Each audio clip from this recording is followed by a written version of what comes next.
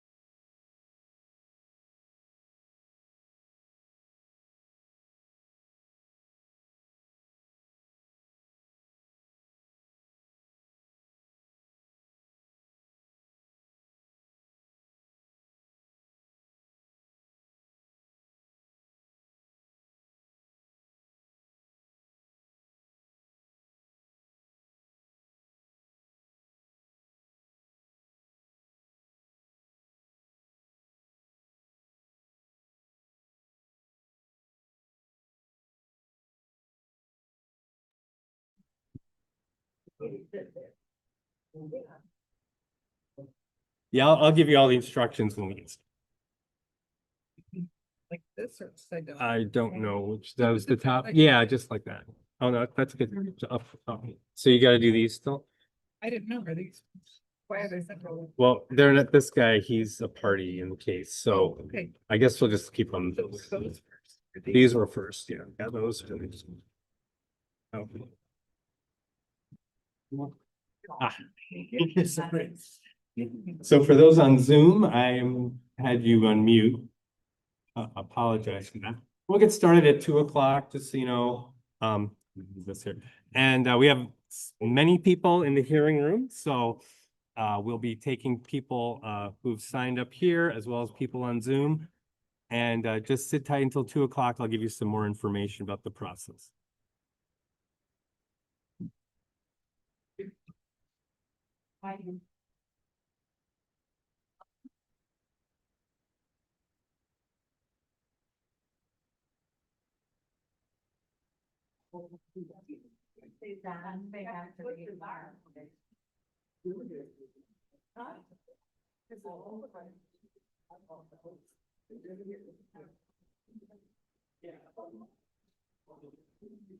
Just wondering if Carl Hazel is here. Yes, he's here.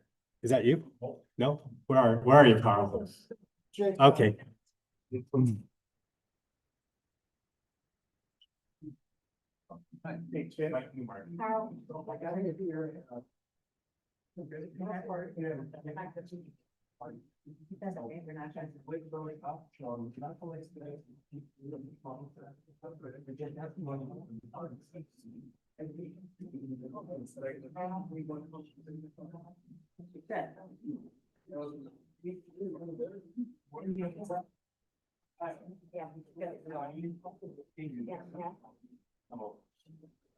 Everyone's gonna have more similar opinion as you. Yeah, you're coming to them.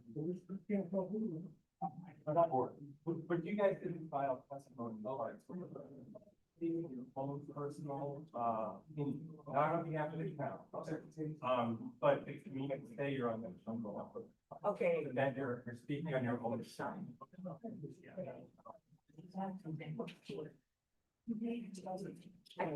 Fresh lunch somewhere. Put them at the bottom.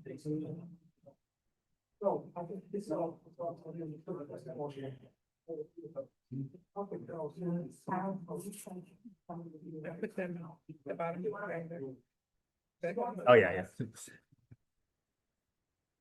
Oh, yeah, they can go all together. Oh, I don't have that one, Jim. That you have separate there. They're not gonna be on the. That's this one, that one's got.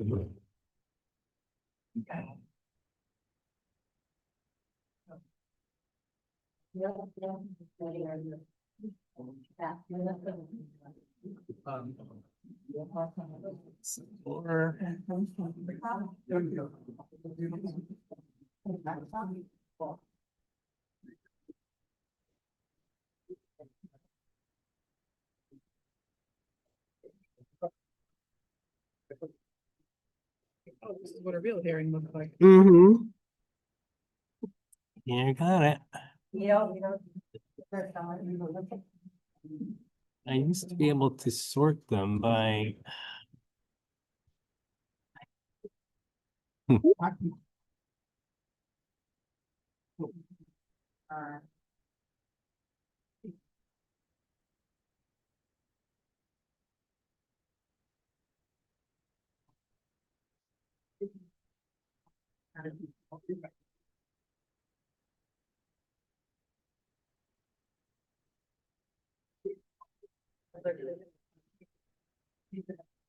Do we need more chairs? I think there might be chairs in the back room there. Oh, there they are, yeah. We'll invite everyone to have a seat here. We're gonna get started in another minute or so.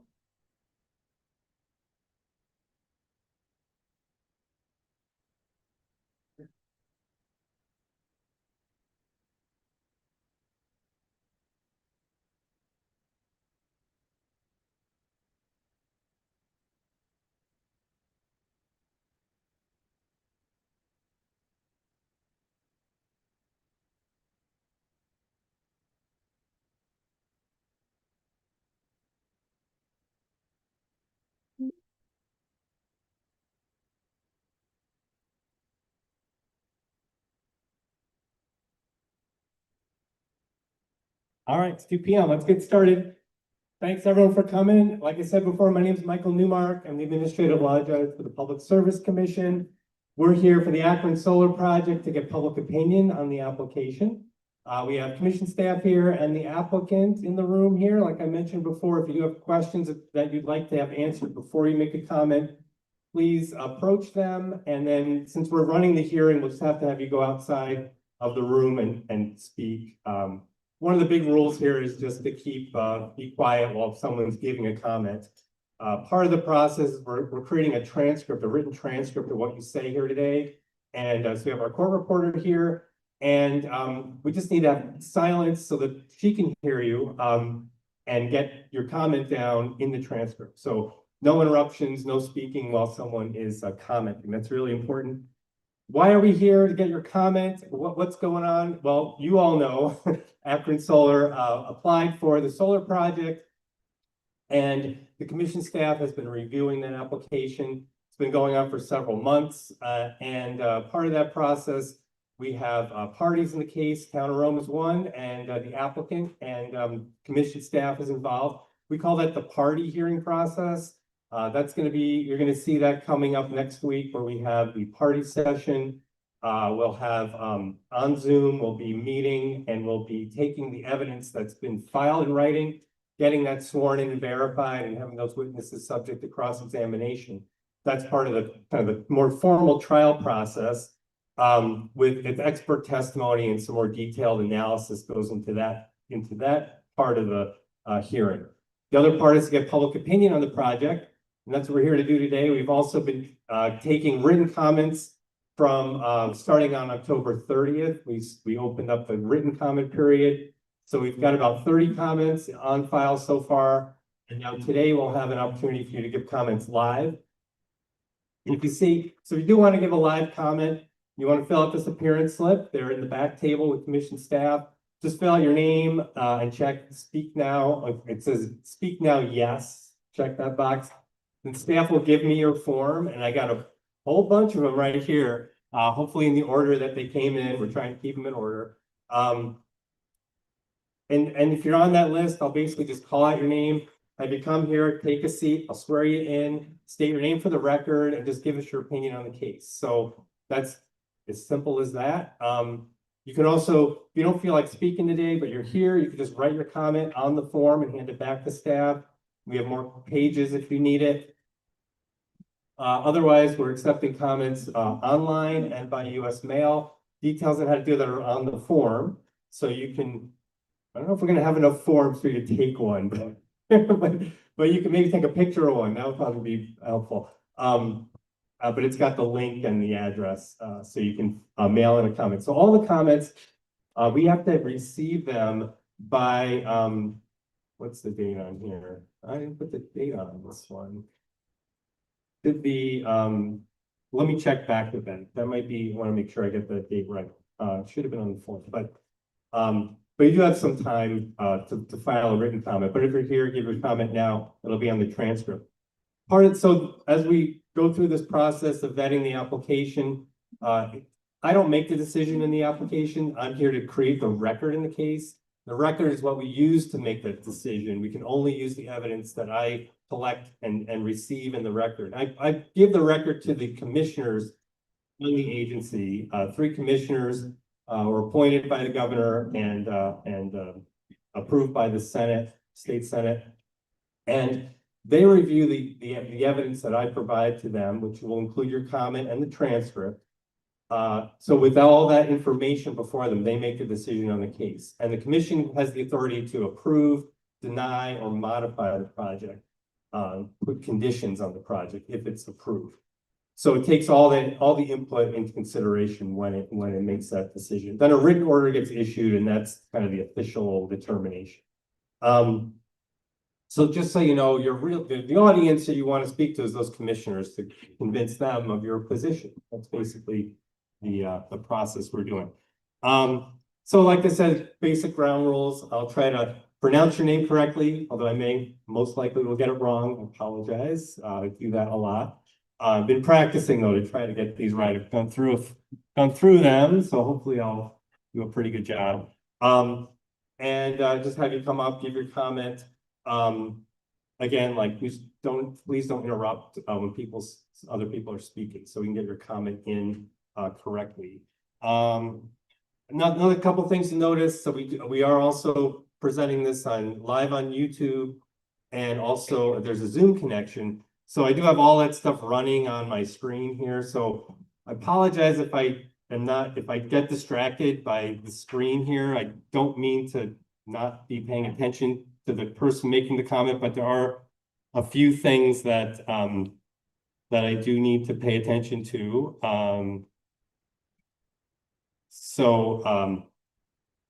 Like letting people into the meeting and making sure everything's working. So there just may be some distractions.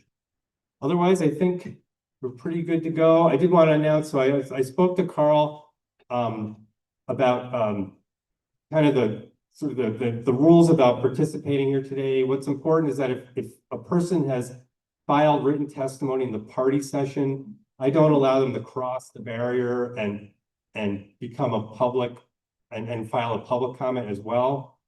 Try to keep that division separate.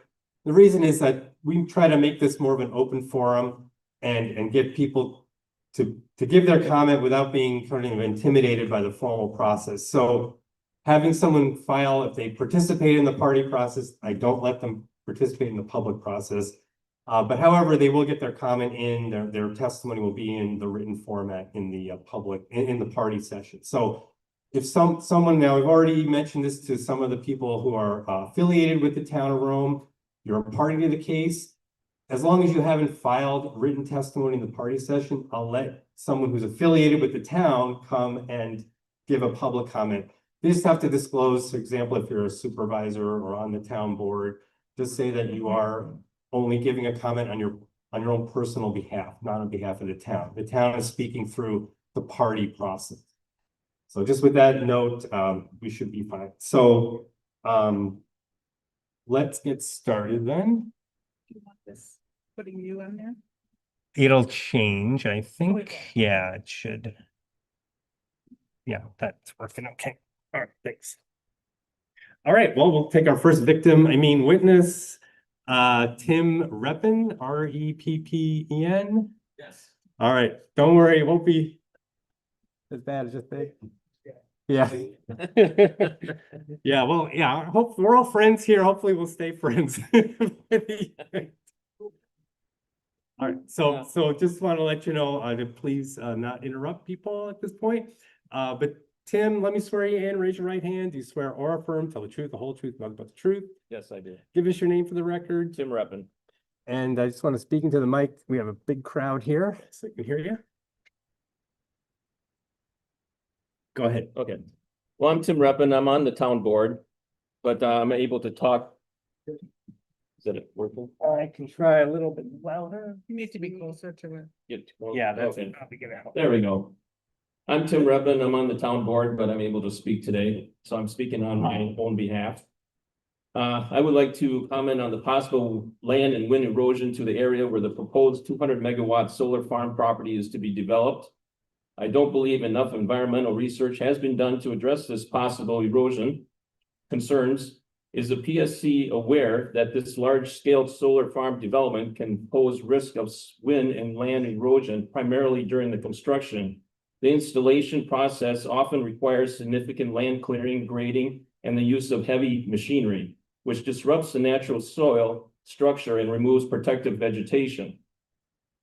This exposure leaves the soil vulnerable to elements, exacerbating erosion by both wind and water.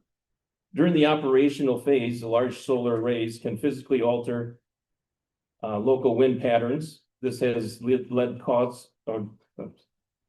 can lead to increased wind velocity in specific areas, causing wind-blown soil to accumulate on panels, reducing efficiency, and potentially causing damage. The exposed soil between the panels, especially if covered by only a small, low-maintenance gravel or turf, remains susceptible to wind-driven particle removal. Impacts of erosion, loss of topsoil. The most fertile layer of soil can be stripped away, which can impact future crop production if the land was previously a forest land. Increased runoff. Runoff can carry sediment into nearby waterways, potentially causing water pollution and damaging aquatic ecosystems. I would also like to note that over the last few years, Adams County has experienced tornadoes, high winds, severe storms, making the solar panels, if damaged, become an environmental risk for contaminating the nearby groundwater. With the proposed solar farm and being so close to nearby lakes and groundwater, my question to the PSC, are they aware of the possible impacts to the surrounding lakes, well water, and community? And then I'd also, my time's up. No. Oh, okay. No, don't worry. It's nothing to do with you. And if I could just read a couple of excerpts from a email from the chairman of the town of Plover, Jim Harvey. During the spring of 2024, there was a tremendous amount of dust blowing off of 2,000 acres of fields that are part of the Portage Solar Project. There were 12 separate wind events during the spring months and prior to the establishment of the prairie vegetation seeding that we're using. The last two dust events also involved adjoining farm fields and that had started to work by the farmers. After the harvest of fall of 2024, the farmers turned their fields over to the Portage Solar and irrigation rigs were removed. Portage Solar tilled up 2,000 acres and created fine, smooth seed bed planted seed bed and planted their prairie grasses after Thanksgiving, again, ignoring the farmer's advice and nothing, and which was nothing is going to germinate before winter. In hindsight, the Portage Solar gained nothing in trying to establish a jump start to their prairie grass plantings. In addition, the farmers were very frustrated that the Portage Solar did not listen to them regarding their unique characteristics of their soils. And that's what I'm afraid of in our community in Rome, Wisconsin. Thank you. All right, appreciate your comment, thanks.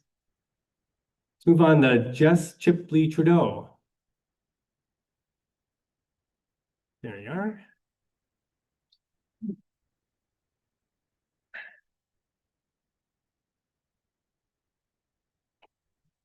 Hi there. Yeah, I'll get your just that. Let me swear you in first. Raise your right hand. Swear or affirm, tell the truth, the whole truth, nothing but the truth. Yes, Give us your name, please. Jess Chipley Trudeau. All right, and go ahead. The environmental assessment that was done for the NextEra Akron solar project was insufficient for the area. It only mentioned the Carner blue butterfly and failed to mention the Kirtland warbler, the slender glass lizard, or the long-eared bat. There was no thought given for wildlife on the threatened list, and their concern regarding the plant life that supports this wildlife is lacking.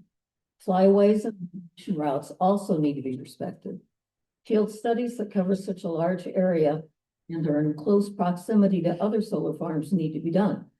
Employing an environmental assessment seems like NextEra chose to do a rushed job to clear out natural habitat for a quick profit. An environmental assessment is not sufficient for our town. A complete environmental impact statement needs to be done. This is what a fundamental course in implementing National Environmental Policy Act, or NEPA, compliance looks like. Ta-da, big book. Don't drop it. But, and not as heavy as my purse. Okay. It takes considerable skill and training to implement the NEPA policy. The town of Rome is known to have several U.S. Fish and Wildlife Service endangered species and plants. Maps from the Wisconsin DNR indicate that some of these species are in our project area. My U.S. Fish and Wildlife Service biologist husband documented a sighting of a gray wolf near Badger Avenue in the recent past. Our Carner blue butterflies do not fly south for the winter. They lay eggs here that hatch for the spring. NextEra to do their construction in the winter to avoid any casualties. The Wisconsin DNR completely ignores the destruction of this endangered species by offering a permit for what they call incidental take, a polite euphemism for destroying the eggs. My husband and I have been monitoring monarch butterflies in Rome and in the Buena Vista wildlife area since the summer of 2017, and bats in the Rome area since the summer of 2018. Monitoring is not for sissies. There are ticks involved, and slowly peeling back the leaves on hundreds of milkweed on the hottest days of summer is no party until you find an egg or a larva. Standing in the dark while mosquitoes do their meet and greet can be frustrating until the bats come to your rescue. Even if it's only one bat, even if it's only one egg, each one has the potential to rebuild the numbers for threatened and or endangered species and help get the planet back in balance. Each one matters. Anyone who thinks otherwise should read the Ray Bradbury short story, The Sound of Thunder. We do not want or need a solar farm in the town of Rome. Thank you. Excellent, thanks very much. Lori Britzel O'Keefe.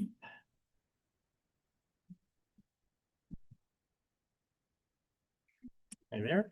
You swear or affirm, tell the truth, the whole truth, nothing but the truth. I do. Give us your name and comment. Good afternoon. My name is Lori Pritzel O'Keefe, and I have lived in the Rome community for over 50 years and consistently supported our town's initiatives.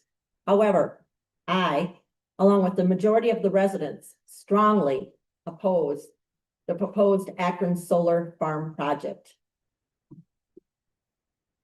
I am submitting 90 pages with 1,949 property owners' signatures objecting to this project.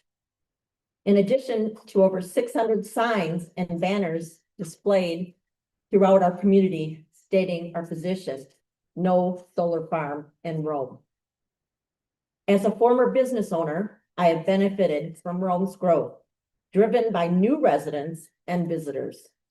I believe the Akron Solar Farm project threatens our town's future development, the success of local businesses, and opportunities for those wishing to build here. The PSC is responsible for evaluating community impact and for preserving its cultural and aesthetic values. I urge the PSC to look beyond standard reports and carefully consider the potential consequences of this decision. This large-scale industrial project may discourage full-time residents, part-time residents, weekenders, and visitors from choosing Rome, as it would harm the community's aesthetics and hinder future growth. Rome remains a unique community for those who call it home. We value stewardship and work to preserve our character, environment, and wildlife habitats through careful planning and community involvement. The proposed solar farm does not align with our vision or our plan. Approving it would take valuable land from our future growth and development. We hope the PSC values our input and considers this information when deciding for our town. An industrial scale solar farm is not appropriate for a small town whose growth depends on tourism. Rome is revitalized and vibrant, experiencing economical growth, improved infrastructure, and increased community pride. This progress is fueled by visitor spending, which creates jobs, generates revenue, and enhances public spaces for all. To the PSC members and the honorable judge present today, we respectfully ask, are our concerns being heard? Okay. Thank you. Thanks. Hang on. So I did receive the document you gave me, the petition. That's this document, yes. So it's many pages with signatures and addresses. I can see in the form, the lined pages with the looks like a form people filled out. Then there's also another section which is looks like an online printout from an online online petition. So are these separate petitions? How do they connect in So some they're for way? the same reason. It's just some of our property owners are not able to make it up here to sign Okay. in person. So we created an online version. Okay, I see. So you were involved in creating the petition, both petitions, or how did that Our work? ad hoc committee. Okay. So just describe for me how you got, what you did to create the petitions and how you got the signatures. Well, we created a form Uh-huh. letter, which I don't have it with me, Okay. that introduces why you'd want to sign it. Okay. And some of us went and collected signatures. We had this at the entrance to the town hall. Okay. And this one, of course, was available online. Okay. And so what I do is there's a possibility that I can accept petitions.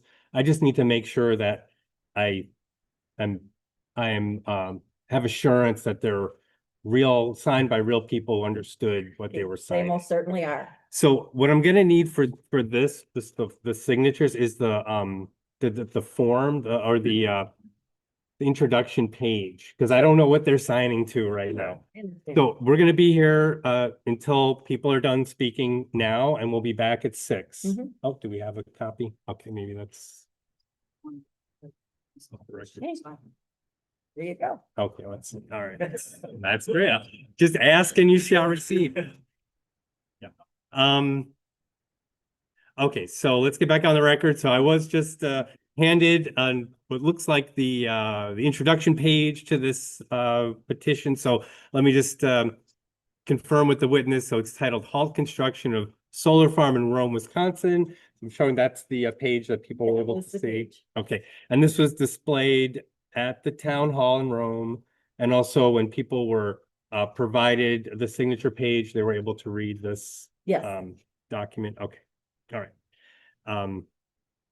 So let's off the record for a second. So if someone has a cleaner version of this, I'd appreciate it. Not one with a copy state. I'm going to scan it in and then give it to the commission, so I'd just appreciate it if we had a cleaner version, but that's fine. So let's get back on the record. So so the first petition I have with the handwritten signatures, I can accept those for the record based on the witnesses' sworn statements. Now, the petition that was created online, that looks like this. Is that correct? This is the online petition? Yes. Okay. So it's looks like a printout from a petition website. I guess I don't see exactly what that one is, but so do you have any other information? Okay, it's change.org. It looks like it came from. So in terms of so there is a statement here that people, as far as I understand, change.org, they can see that statement and then agree and sign the petition. That's pretty common practice. There's some people who've made some comments, and then there's a list of people who apparently have signed this. So, and I guess that may be a little bit of a trick to accepting this, is that there's simply just a list of people. We're assuming they are agreeing with this, but I don't really see any, they haven't. I guess it's not as clear to me as a petition form where they're actually signing their name. And any other information you could give me about the change.org petition? I may not, but Carl Oh. may be able to. Okay, well, maybe at the party session, I will ask them a few questions about that. Although that's not really allowed either. So parties aren't supposed to be involved in this public comment drive. So let me hold off on this one and I'll decide whether I can accept it or not. But the one with handwritten signatures I can accept today. So we'll just put that in reserve for now.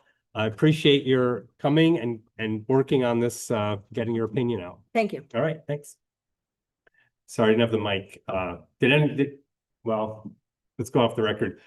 Do you want me to? So I just wanted to review. I was able to accept the handwritten petitions because I feel that they're valid petitions verified by the witness. The change.org petition, I'm going to review that and think about it. The issue there is, although, I know how these petitions work. It's just not clear when you see a list of names just like this on a separate page, whether they've actually agreed to the petition or not. So I'll have to decide, but I won't take time here to do that. All right, let's get back on. So I was going to do 5 people in the room and then switch to Zoom. There are quite a number of people waiting there. So we've 3 people so far. So let's see, Cindy Lewis, take you next.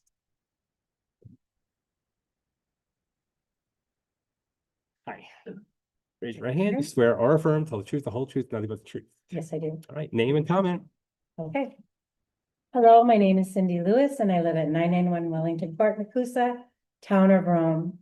My husband and I and our young children began camping in the town of Rome in 1989 and then moved from Oconomowoc to build our retirement home on the same property in 2018. Never in our wildest dreams would we have imagined that we might possibly leave a solar farm dump site near our property for our children and grandchildren. What I mean by a solar farm dump site is the physical and environmental mess and an eyesore that may be left in our town. Let's talk about the year 2056 and the decommissioning of this solar monstrosity. As I read the entire 70-page environmental assessment document by Akron Solar Project, I was shocked. I feel that the PSC and the town of Rome are being misled by this Florida-based conglomerate. These are direct quotes taken from Akron Solar of decommissioning this project. No solar facility like the proposed project has ever reached the point of decommissioning. Details regarding site decommissioning are assumptions and may change over time. Project decommissioning may be triggered by abandonment. Removal of equipment and project infrastructure, including restoration, is expected to be completed in 12 months, 2,000 acres restored to our beautiful forest land in 12 months. The estimated decommissioning cost is almost $8 million. There is an estimated salvage removal, but no detailed information as to who is responsible, where parts will be recycled, or the cost, because the actual recycling cost is currently noted at 10% due to the high cost of recycling, and that is as in 30 years, these panels and bets even can be recycled. And then what about the contamination cost of land after land use, as we are a sand soil draining to the Three Lakes community? Most of these solar projects are sold off to energy companies, leaving the original solar installer off the hook for restoration. Ultimately, this could leave the town of Rome in a vulnerable and financially burdened position in respect to any hope of restoring the land. Furthermore, Akron Solar has not committed any restoration costs or obligations through carefully crafted wording in their decommissioning proposals. And I have two questions for Akron Solar, as you should, Your Honor, and the PSC, on behalf of the town of Rome residents. Number one, suppose that solar energy is the clean, effective energy of the future, and we as taxpayers are paying hundreds of millions of dollars to destroy our beautiful land. Why would the solar and energy companies not want this program to continue indefinitely? And why does NextEra only want to lease the land when buying it would be so much more cost effective? Thank you for your time. Thanks very much. All right, Paula Rattle, R-A-D-L. Okay. And then we're gonna switch to Zoom after Paula. You swear or affirm, tell the truth, the whole truth, nothing but the truth. I do. Name and comment. Paula, last name is Rattle, R-A-D-L.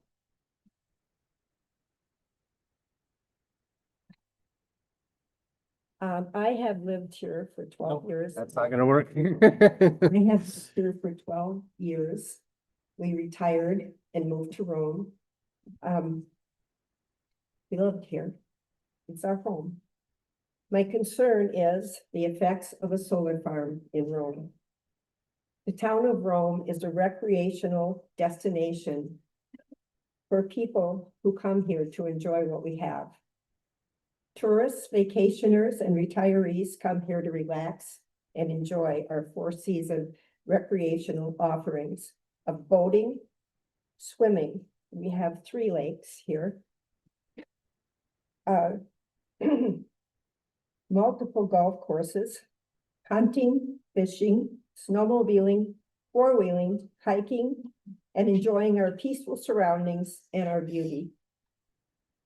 Additionally, we have restaurants and businesses to serve the people who come here to enjoy our time. We're a growing community,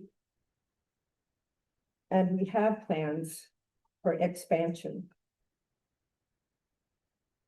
30 years of a solar farm here is a long time to be held captive, inhibiting our growth and expansion in the town of Rome. Shouldn't an impact study be done in the town of Rome to show the effects of a solar farm here on our community, economically, aesthetically, physically, and with our expansion plans? Thank you. Okay, thanks very much. Now let's switch to some Zoom participants. And we'll go off the record for a second. I do have Town of Rome has a connection here and they have their hand up. So I should probably figure out what that's all about first. So if you want to unmute.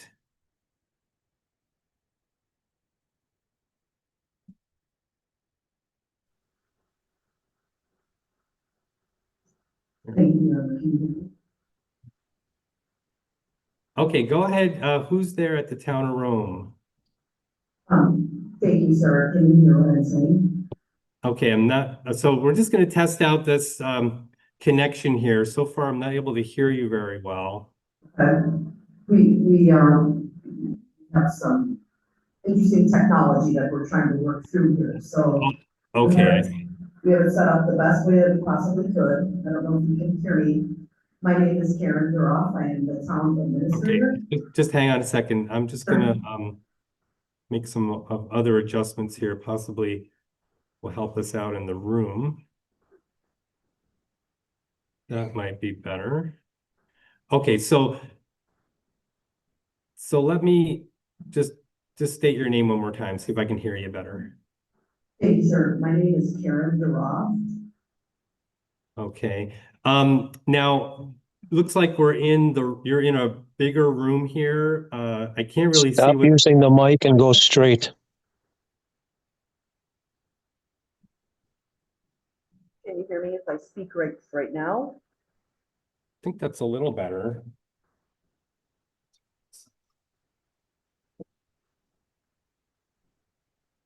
No mic because it echoes in the room. Okay, thanks, Chris. That's good advice. So the person in the at Town of Rome, looks like you're in a bigger room. What's the plan there? I can't really see what's going on, so I'm not sure what. Yes, sir. My name is Karen Duroff. Can you hear me better if I talk I think louder? it's a little bit better, yeah. So I am the town administrator, and we do have members of the community here at the community center. I don't know if there's anybody here right now that wants to speak. My understanding is they have an opportunity to come and speak if they want to. And so this was the platform that we were providing those members of the community that couldn't get over to Nakusa. Okay, well, I understand, that's, appreciate that, accommodation you're making. Unfortunately, especially if we're not able to hear you very well, that's gonna cause a little bit of an issue here. This really wasn't my intention to have another hearing room in Town of Rome. I think the plan was to have people come here so we could hear you and, take your testimony. Otherwise, having a direct Zoom connection is something it's better to hear people with. But we can try it. So you don't know if people there wish to speak or not? I have one person. One person, okay. So we can take that person, have them come up there. Well, I'm Steve Strand. I live at 836 Okay. Just hang on a sec. Okay, so can people hear in the room? Yeah, you can. Okay, it's a little sketchy, but we'll try our best. So you may have missed my introduction here. The important thing is that we have a court reporter here who's transcribing your comment. The transcription is what the commissioners will read when they decide the case. So if we can hear you well enough, we'll get your comment transcribed, and that should be sufficient for our purposes. So I'm going to need to have your. So first I need to swear you in like we've been doing with the other witnesses. So raise your right hand, please. And do you swear or affirm, tell the truth, the whole truth, nothing but the truth? Yes, I do. All right. So I'm going to have to state your name and also spell it for us. We'll need to get that documented. Steve Strand, STEVESTRAND. Okay. That's 836 Norwich Court. okay. So we'll just skip the address. That's okay. So so we're ready to take your comment. Go ahead. Okay, I just want to make this clarify one thing, and these are not farms. I worked for an electrical company in Chicago for 19 years, and I dealt with worldwide advertising. We advertised for nuclear plants. We worked for coal plants, solar plants, not farms, wind plants, not farms. The nomenclature used to be referred to farms. The farm terminology is referring to organic material being raised, such as crops, fish farms, tree farms, and so forth. So I just wanted to clarify that. Part of this program, I don't know if they're putting in battery operating systems or backup systems, but they operate on a sodium basis, and they operate at 300 degrees Celsius, which is 570 degrees Fahrenheit. It's a very costly and very risky to be putting in. Okay, thanks for your comment. So I'd encourage the town of Rome to yeah. Just one more thing. I don't know if people here want to be putting in a large scale energy plant in Rome. Okay, great, thanks. So yeah, that was difficult to hear. We will try our best to get that transcribed. I'm going to suggest, or actually I'm going to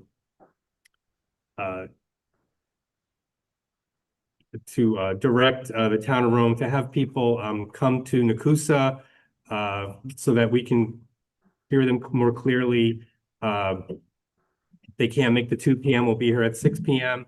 Also, like the notice of hearing does provide an opportunity to file written comments, so I'd encourage people to do that. If for whatever reason they can't make the live hearing, you know, they can connect to Zoom directly or file a written comment. So thanks for that. Okay, so let's move on. We'll do Chris Seals next. And spotlight.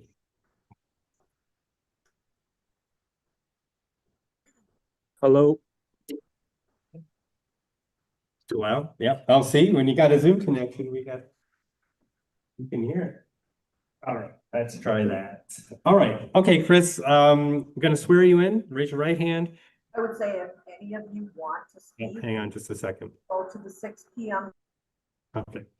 Do you swear or affirm, tell the truth, the whole truth, nothing but the truth?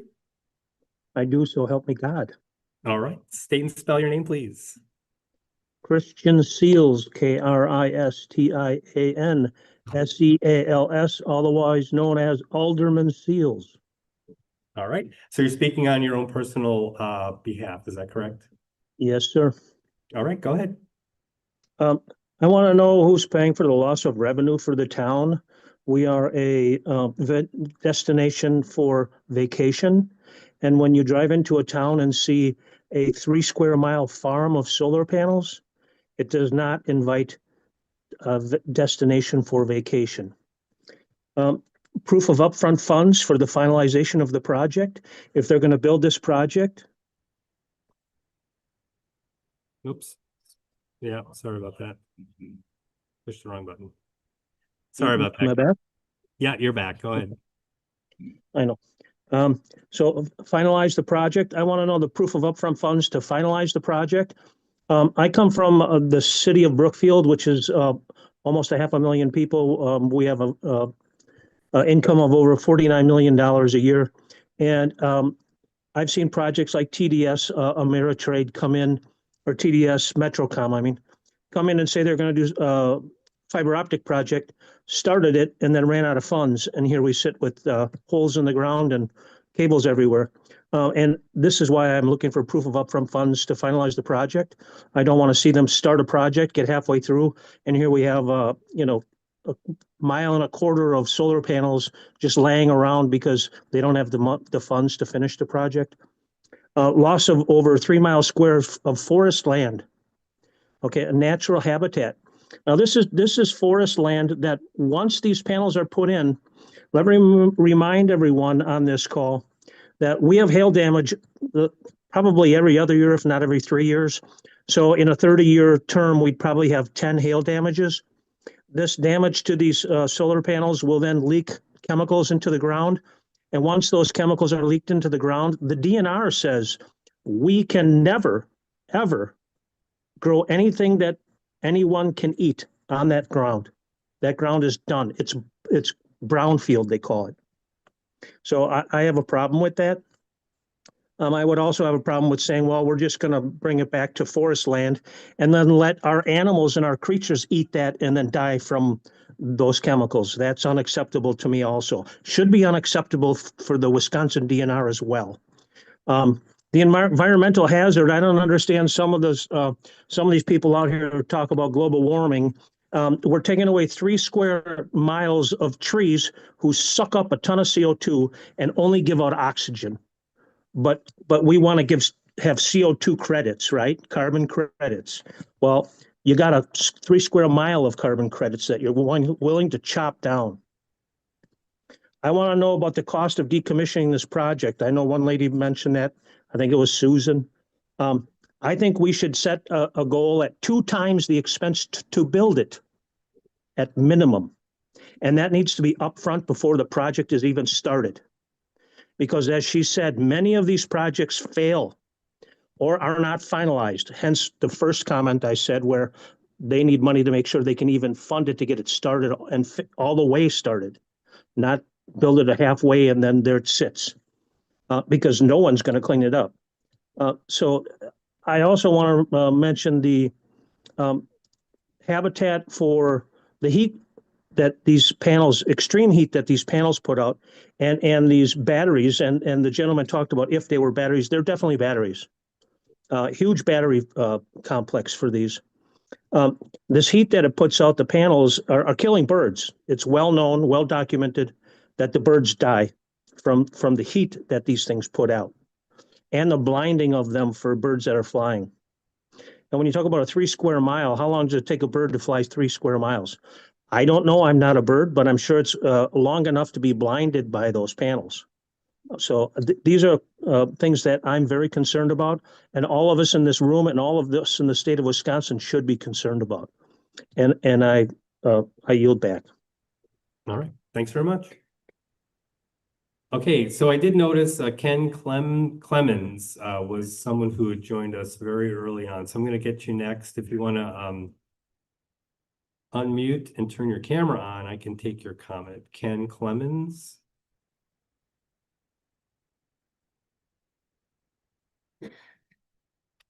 No, no one from Ken's not unmuting. All right, let's do, so there's a person that I asked for your name, but right now I have you as 940-584.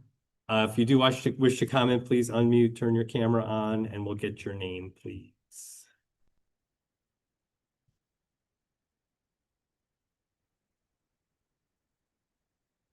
No one? Okay. How about Bill Pegler, Pegler? Bill Pegler, did you want to comment?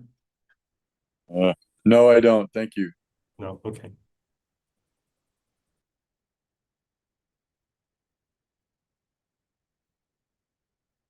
Dan Nugent, comment from you, Dan?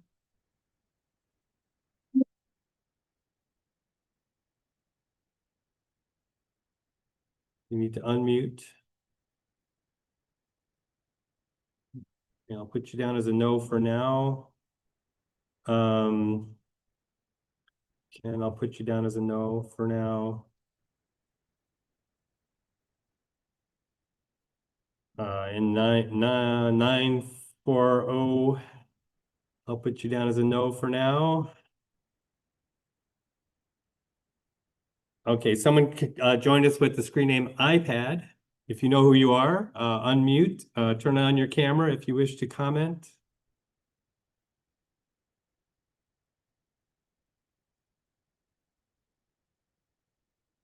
No, no comment yet. All right, put you down as a no.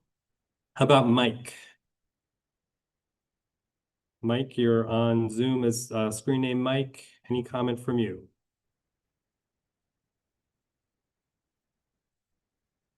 Okay, put you down as a no. We will swing back around and see if you do change your mind. We'll let you comment.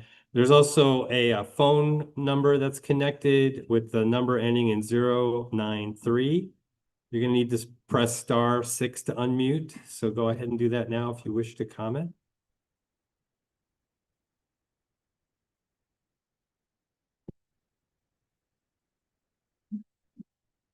Chris, you can hear me, right?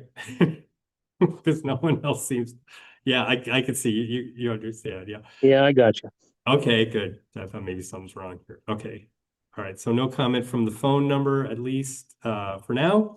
So we'll move back into the room. People do wish to comment. I'll give you another chance once we're done with our room attendees, for the people connected to Zoom, have them comment again. But I'll give them a chance to comment again. But let's move back into the room. So we have Gary Lee Rattle. Gary?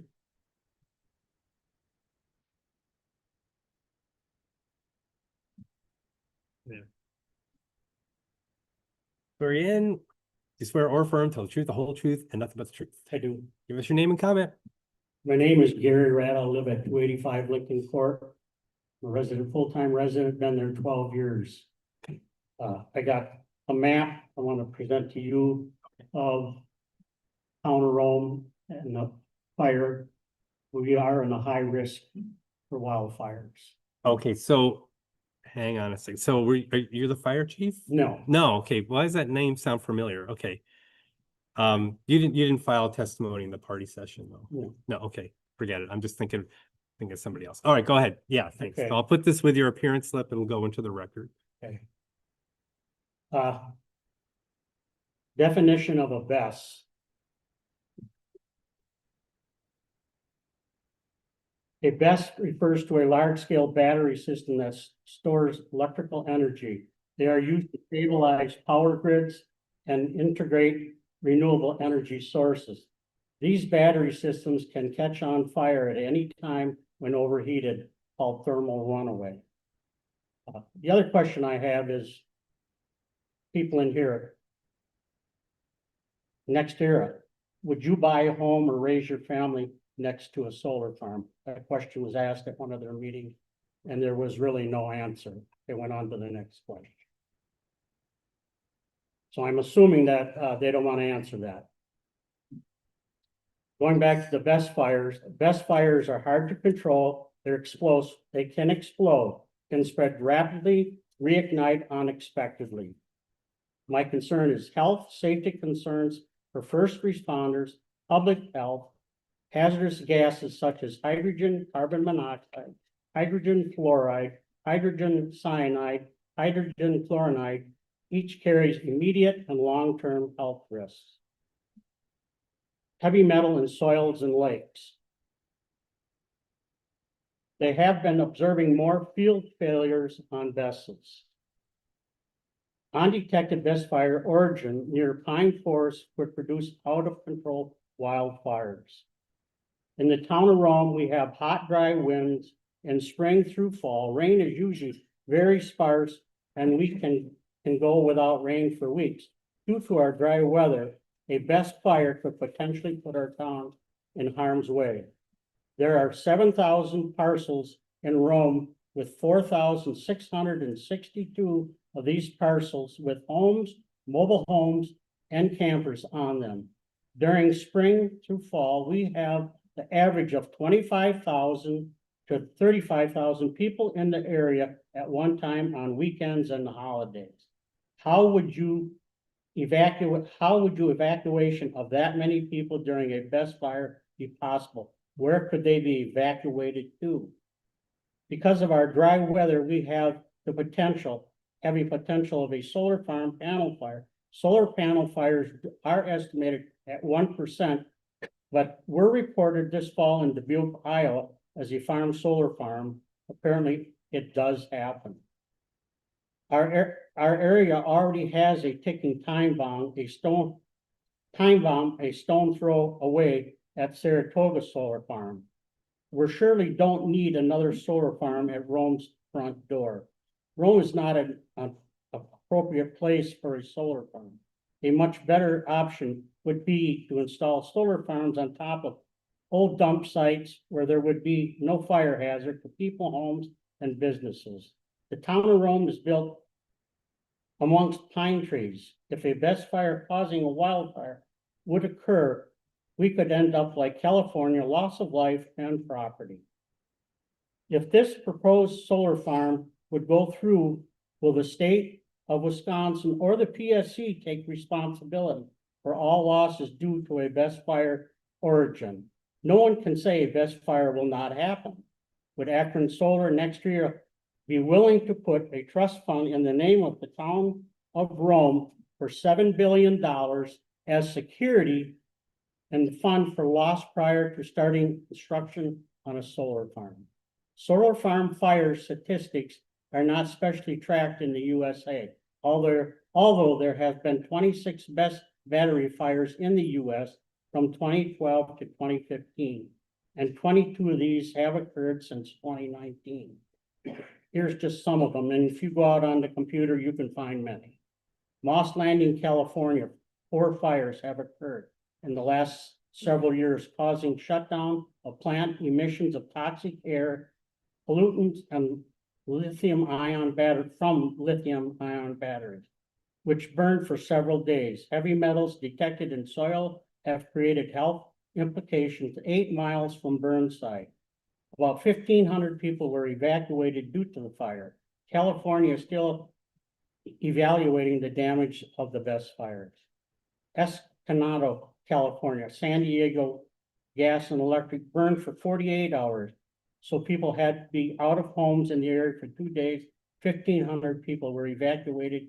500 businesses were closed. In May of 2024, a fire at Gateway Energy Storage Facility in East Otay, Massa, had people leave their homes for 2 days due to a battery fire and were okay to return, but after 2 days, they had to leave again for 11 days as a best fire batteries reignited. The fire took 17 days to be fully extinguished. Chandler project caught fire in 2022, burned for over 10 days. The people in the town of Rome won't feel safe in their homes if a solar farm is installed here. It will be like waiting for a catastrophe to happen. Next year told the town at the first solar farm meeting, if the townspeople do not want one, we won't build it here. And I attended all 3 meetings they had at town hall. The real question is not if, but when a best fire happens, what will be the impact on a recreational community? We don't want a solar farm here. Thanks. Thank you. Can I get that paper from you so we can check the spellings when we do the transcript? Sure. Okay, great, thanks. Appreciate it. Okay, next up is Terry Hadasek. Okay, glad I waited. Have a seat.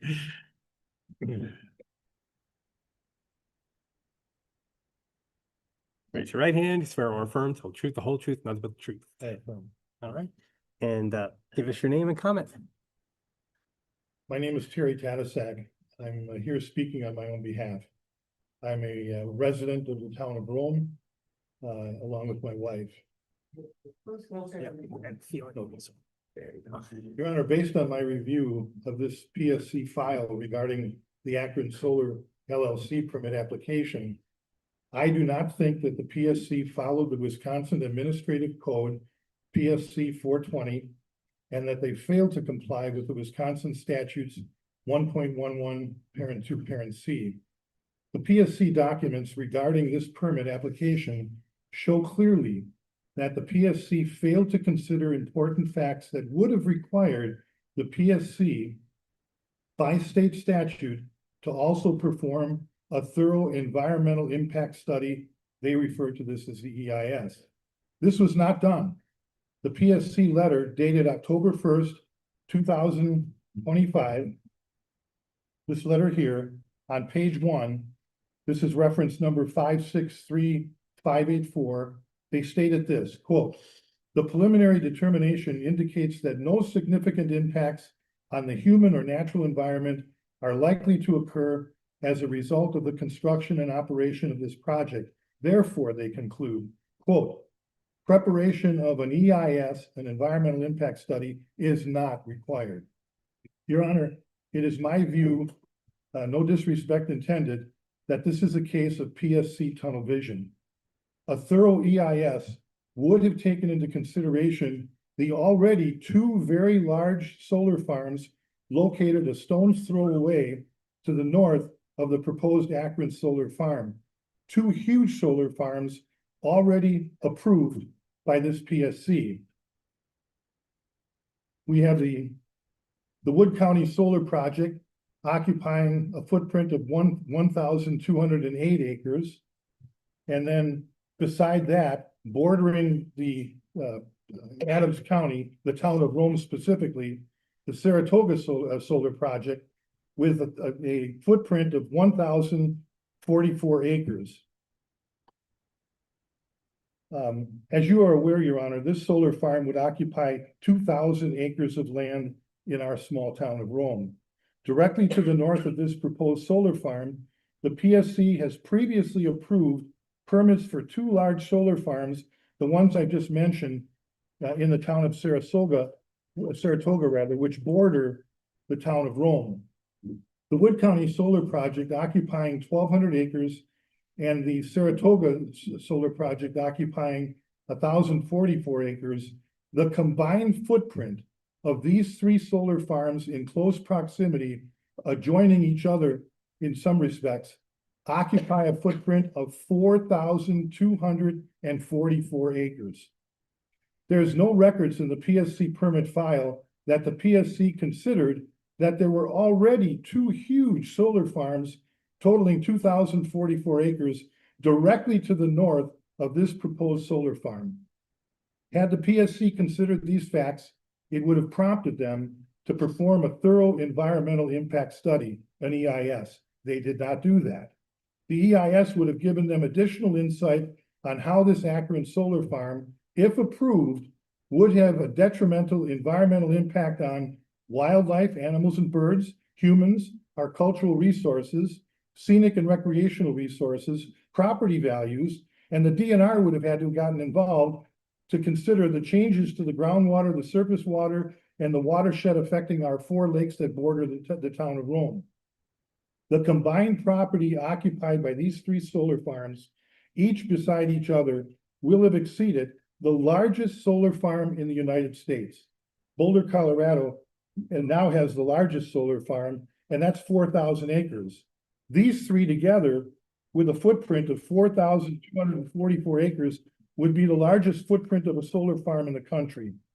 Let me put it in perspective. There's 43,560 square feet per acre. 4,200 acres is 182,952,000 square feet. 4,200 acres totals 6.56 miles. Now, put it in proper perspective. The Lambeau Stadium in Green Bay is 2.1 million square feet. These 3 solar farms as a footprint would be equivalent to 48 Lambeau stadiums. The American Family Brewers Ballpark in Milwaukee, including all of its surrounding parking lots, totals 265 acres. These 3 solar farms would be larger than 16 American Family Brewers baseball properties combined. And Akron Solar likely, they will say, it's no big deal. Something this large can't possibly have a negative effect on Rome's environment, their wildlife, their cultural resources, scenic and recreational resources, property values, groundwater disruption, negatively affecting the watershed, directly impacting our 4 lakes. Not a problem. Well, Your Honor, how can something this large in our small town not have a significant detrimental impact? Your Honor, I'm not against solar farm energy at all. Along with the more than 1,800 people that signed the petition there, who are opposing this project, we simply don't want this in the location in our small town of Rome. The town of Rome now hosts 7 18-hole golf courses. For the record, I'm not a golfer, but we have 7 18-hole golf courses. Rome is on the path of becoming the Mecca golf course capital in this country. The town of Rome is welcoming thousands of visitors from around the world. This solar farm, if approved, combined with the other 2 directly to the north, will become like a giant paintball splattered on a Picasso masterpiece. Lastly, Your Honor, it is my understanding that prior to this meeting, Akron Solar, those folks met with adjacent property owners in Rome and provided contracts that some of our property owners signed, promising to pay them $1,000 per month for the next 5 years if they agreed to approve of this proposed project.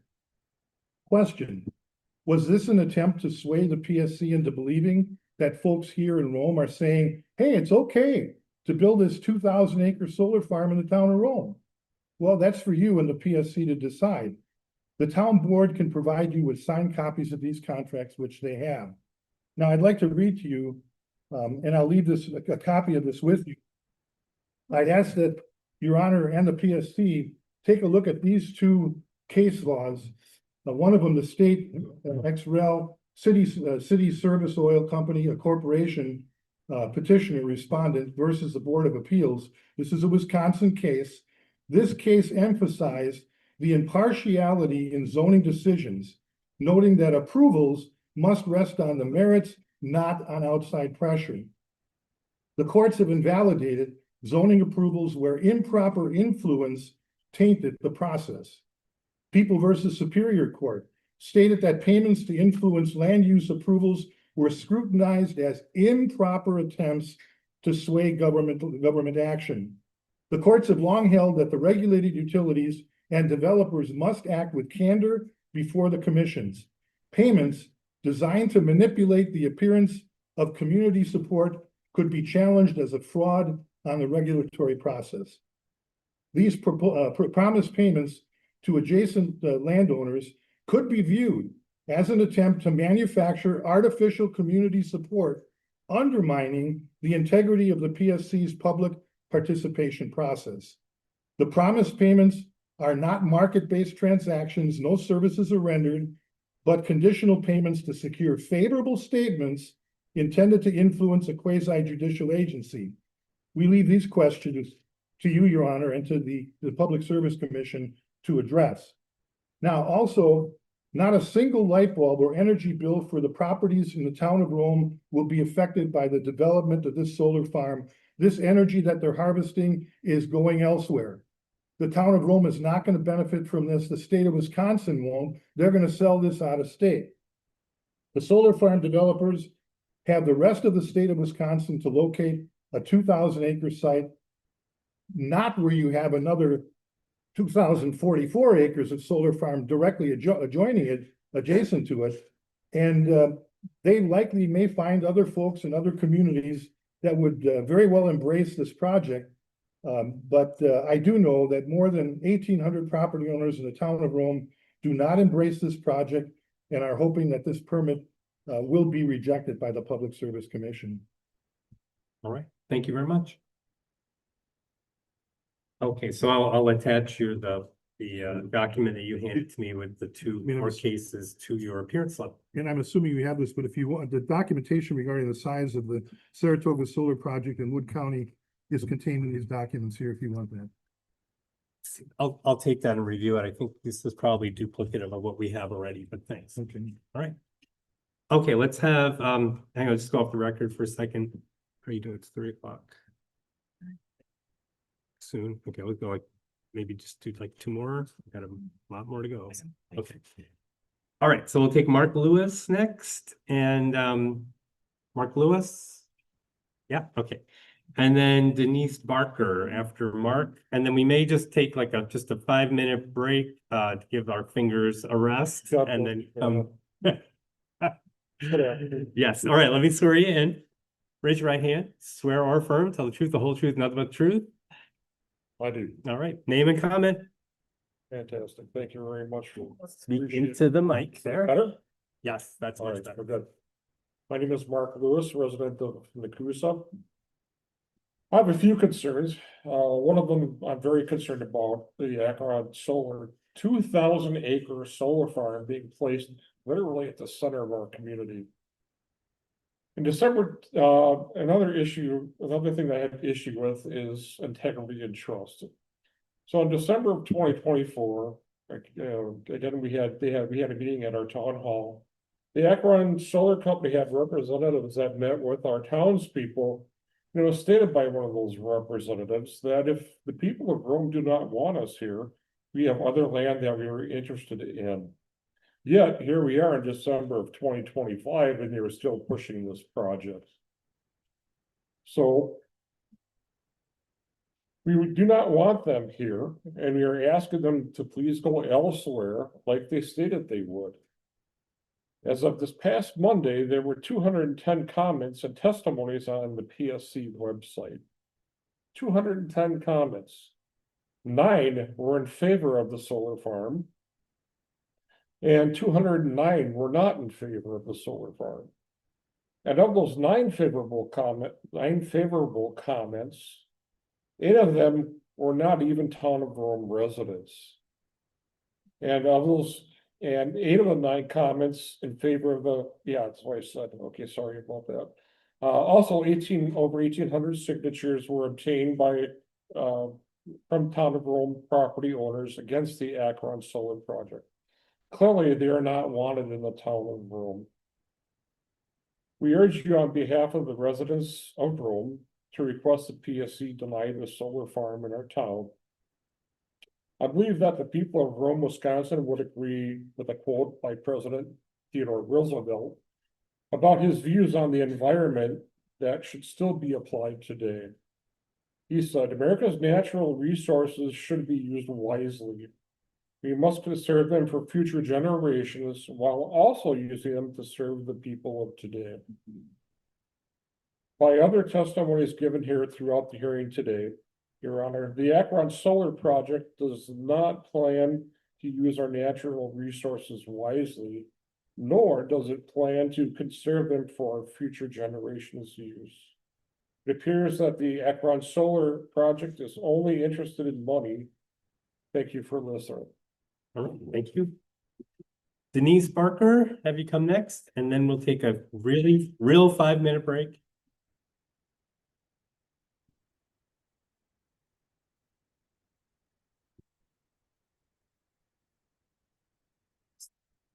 Okay, let me swear you in.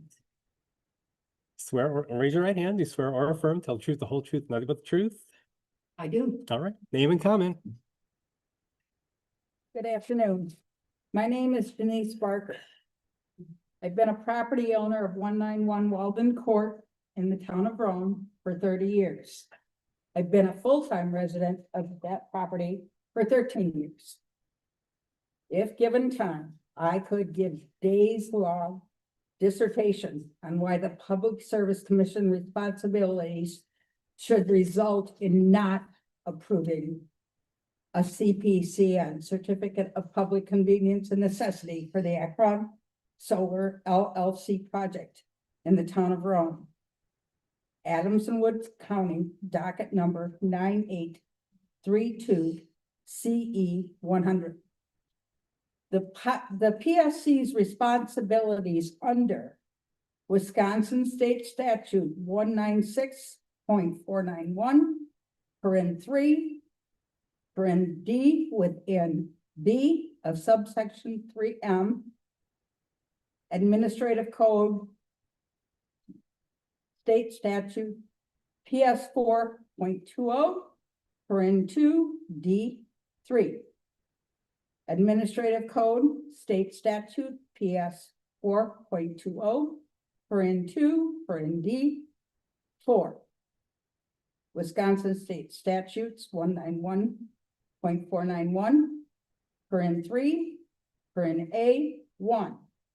Wisconsin State Statute 1.11, paren 2 C. Are the basis for reason to object to the application of Akron Solar LLC to be denied by the Public Service Commission. State law outlines factors to be considered.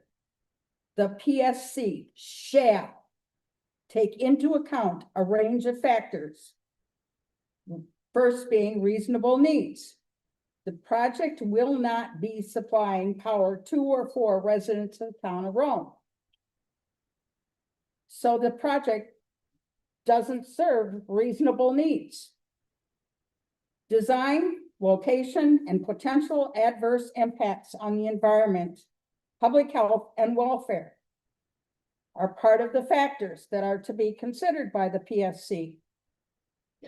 The design and location will limit residential growth, impact property value, and interfere with the recreational use that contributes to the economy of our community and being a recreational destination.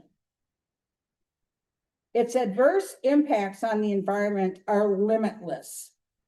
The air produced by vegetation, potential groundwater contamination of our wells and lakes, and displacement of protected species and wildlife are only a few examples.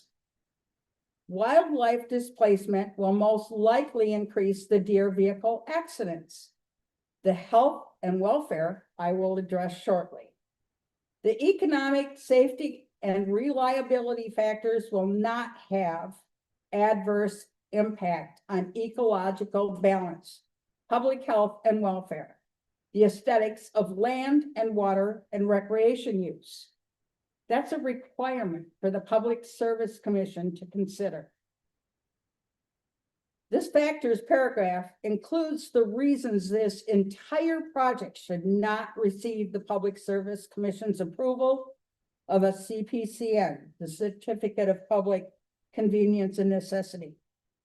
Within 4.20, parent 2, parent D 3, within the administration code, the PSC must consider any significant controversy associated with the proposed action.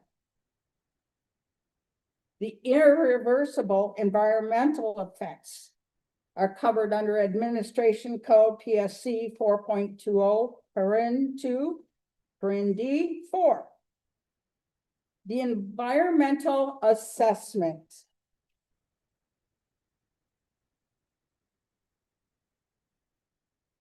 All 70 pages of it. Must include as to whether the proposed project is a major action significantly affecting the quality of the human environment within the meaning of state statute 1.11, paren 2, paren C, for which an EIS is required. Environmental impact.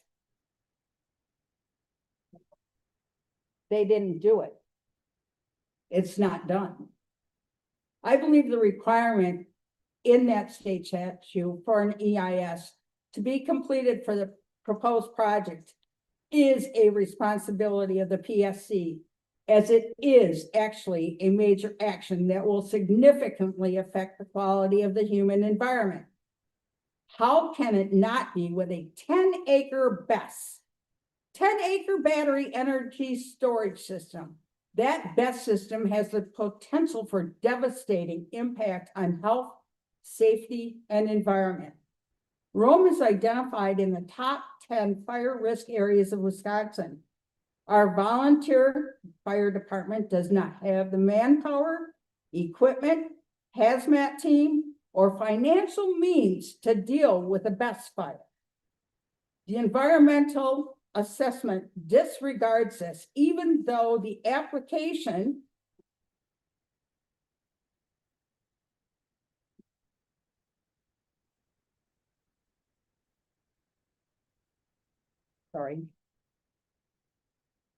which is yet another book.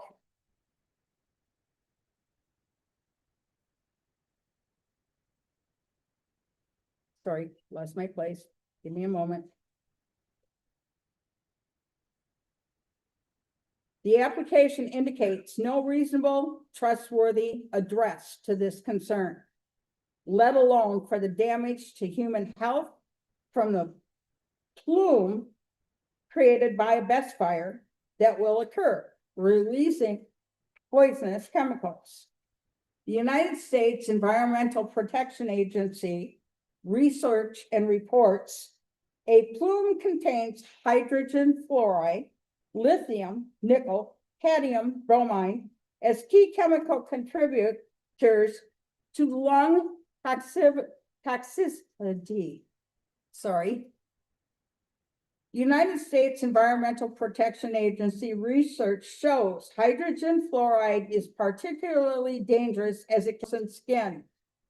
Research has shown exposure to battery fire smoke caused significant increase in neutrophils, inflammatory cytokines, vascular injury biomarkers, and airflow obstruction. Severe cases risk irreversible pulmonary fibrosis, can cause death. where lung tissue becomes scarred and thickens, making breathing difficult, along with potential neurological problems from volatile organic compounds and metal nanoparticles. The research indicates these best fires pose significant respiratory hazards to first responders, the young, the elderly, and at-risk individuals. The town of Rome has many retired elderly residents. It also affects nearby communities. Whereas an EIS was not undertaken, and within the EA, they conclude there is no known significant controversy within the proposed action, which is a lot of BS. That is not the case. There is significant controversy.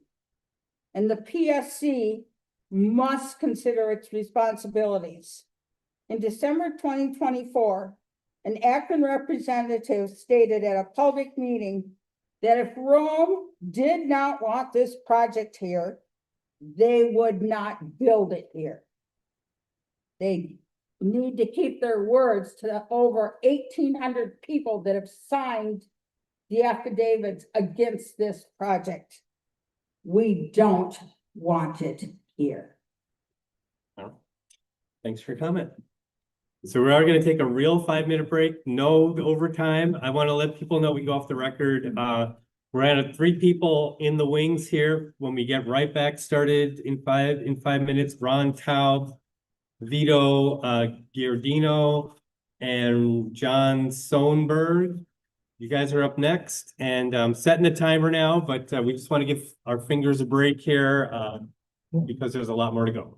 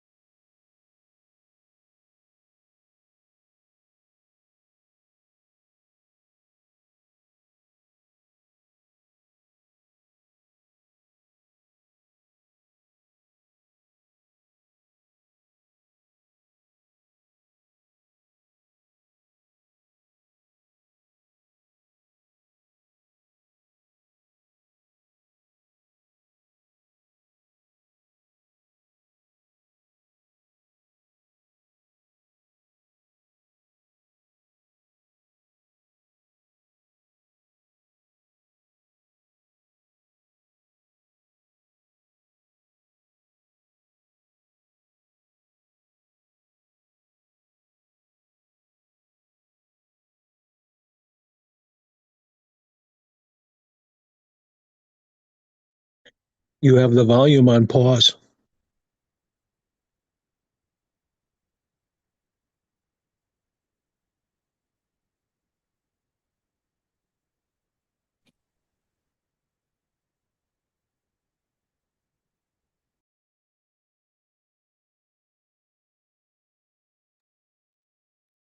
You still have the Zoom volume on pause. Yeah, he's right. Okay. I Thanks. moved up here for the recreational things and what everybody else has talked about and why we're against this. My question is, why is a huge out-of-state corporation want to move a solar plant where nobody wants it? There's a deer right out there, like the one that's going to be displaced from all these acres. We already have an overpopulation problem. And they're coming here where it's overcast. We have maybe 9 or 10 hours of sun a day, daylight. Why are they putting it here instead of in an area that has a lot of sun and warm weather? And I happen to know for a fact that the Saratoga solar plant needed an additional power line put in after they started operating it because these lithium batteries cannot be charged below freezing, which it's here 3 or 4 months below freezing. So not only are they not going to be producing much energy, they're going to have to be using energy to heat these battery storage systems, and the risks of those have already been discussed. So your common sense would say, why are they doing all this? Well, I initially looked into this when I thought that this was going to be a fair process about a year ago, and it's money. The state and local subsidies for this one company, Nextera, are $1.6 billion. And federal is 2.4, and almost a total of almost $4 billion in tax credits. And they have over $5 billion in federal loans, loan guarantees, and bailout assistance. So it's obviously a big, huge out-of-state corporation leasing land from people that I also believe are owned out-of-state corporations and fighting the will of the people, which this is supposed to be a state with honest government, and I hope they do the right thing and do not approve this permit. All right, thanks very much. Vito Giardino, there we go. Giardino, okay. Say it right. I'm half Italian, I should be able to do that.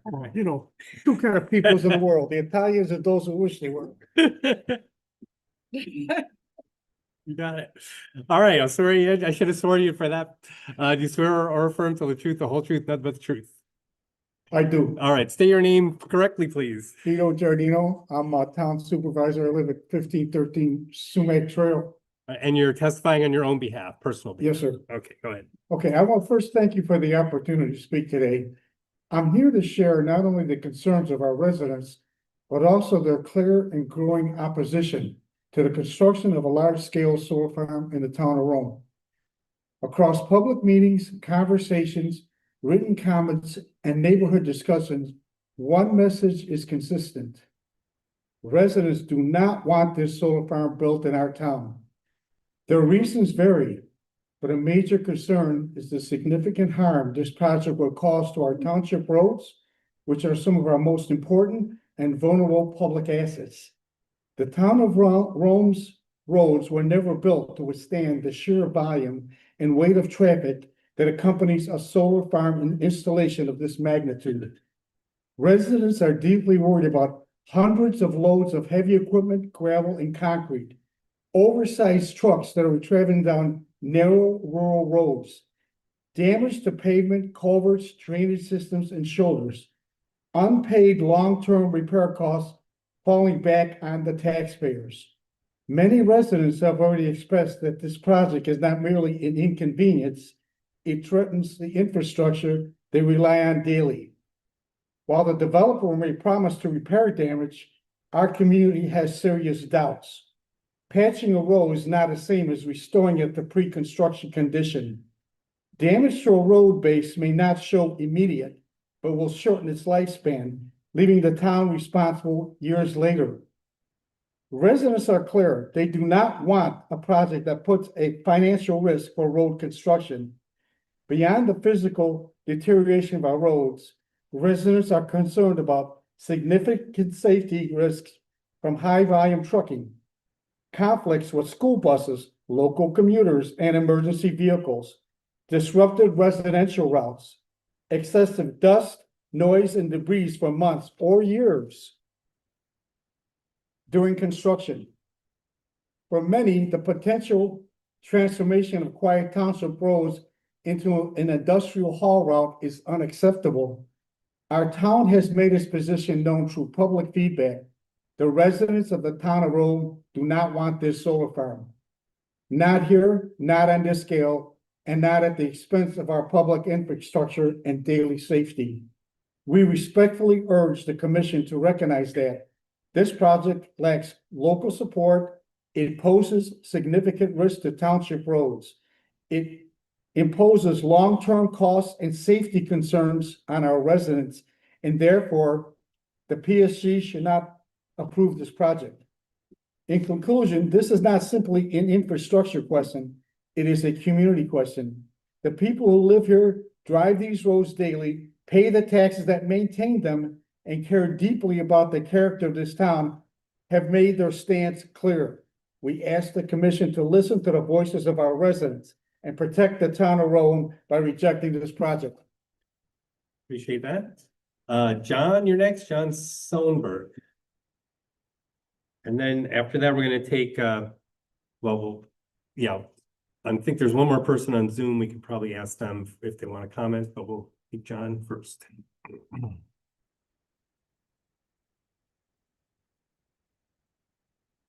Hi there, swear you in, to swear or affirm, tell the truth, the whole truth, nothing but the truth.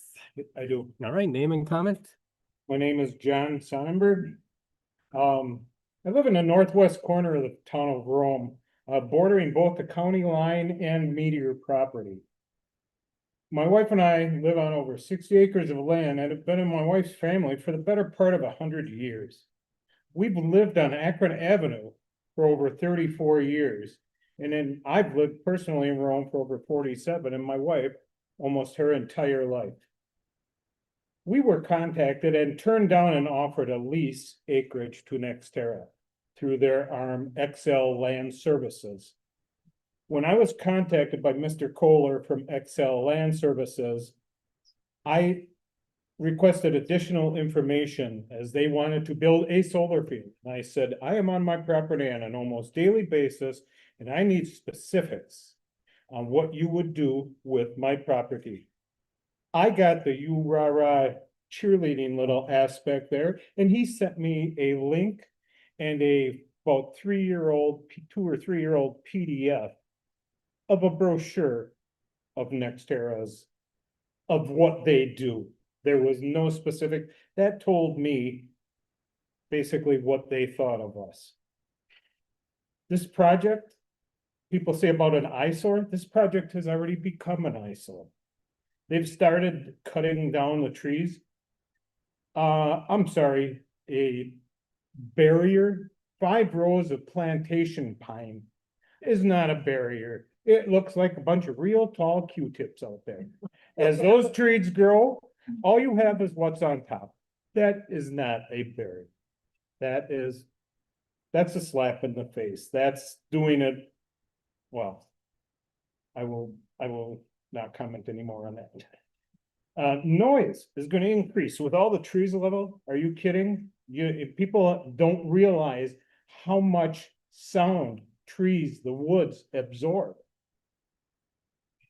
Not to mention the wildlife disruption. All the fenced in, 2,000 acres basically fenced in at this point. Where are all the animals going to go? You know, the birds can fly over it. Deer are going to go around it. The mortality rate certainly, I mean, we're going to have car kills more than we already do now. We have nesting ospreys that return every year on a pole nest right on the edge of our property, right at the county line. And they have been, I can't tell you the last time they have not been there. Are they going to be there if this continues? Who knows? You took a lot of their, I'm sure they're not just going to fly over the zone. Yeah, well, again, enough said there. Who can forget there? You can't forget the Carner blue butterfly and the slender glass lizard.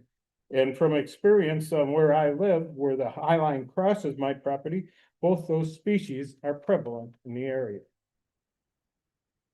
Who cleans up the mess when all this becomes obsolete and inoperable?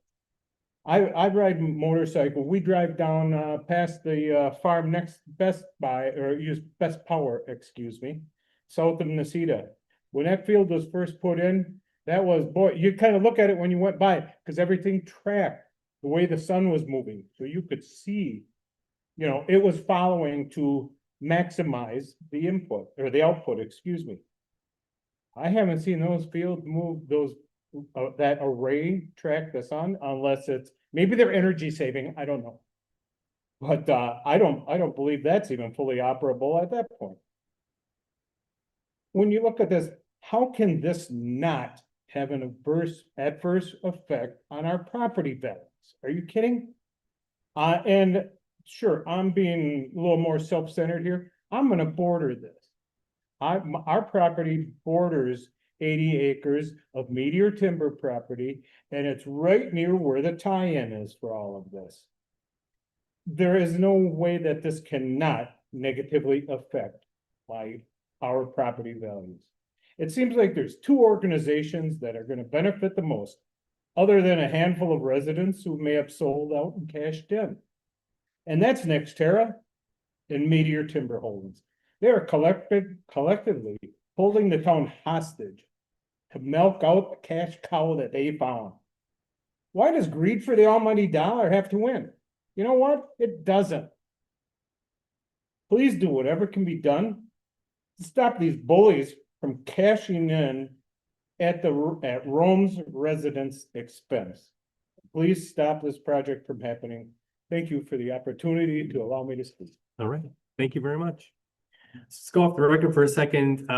Chris, on Zoom, you got your hand up? Do you have some advice for me? Something wrong or going on I need to know about? I was on mute. I had to unmute. Okay, but can we put your hand down now? It's okay? Okay, just do that. All right, so just wanted to check if Dan Nugent, you're on Zoom. You joined us recently. Did you want to comment? Just need to unmute and turn your camera on.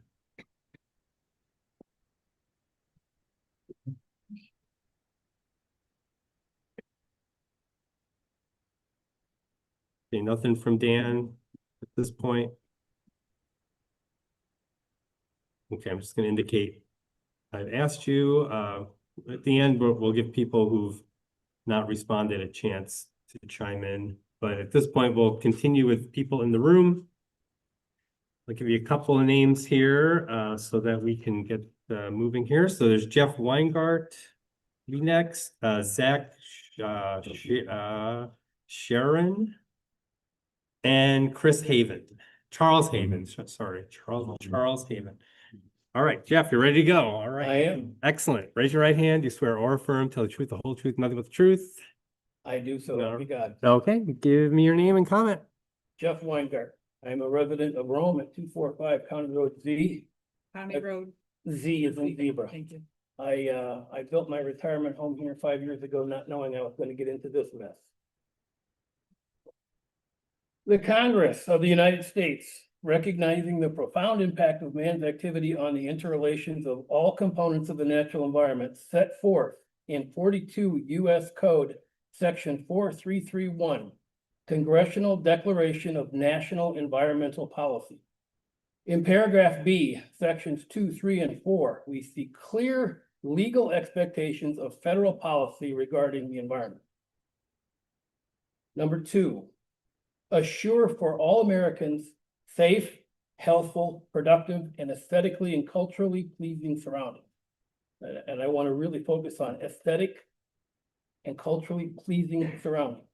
Attain the widest range of beneficial uses of the environment without degradation, risk to health or safety, or other undesirable and unintended consequences.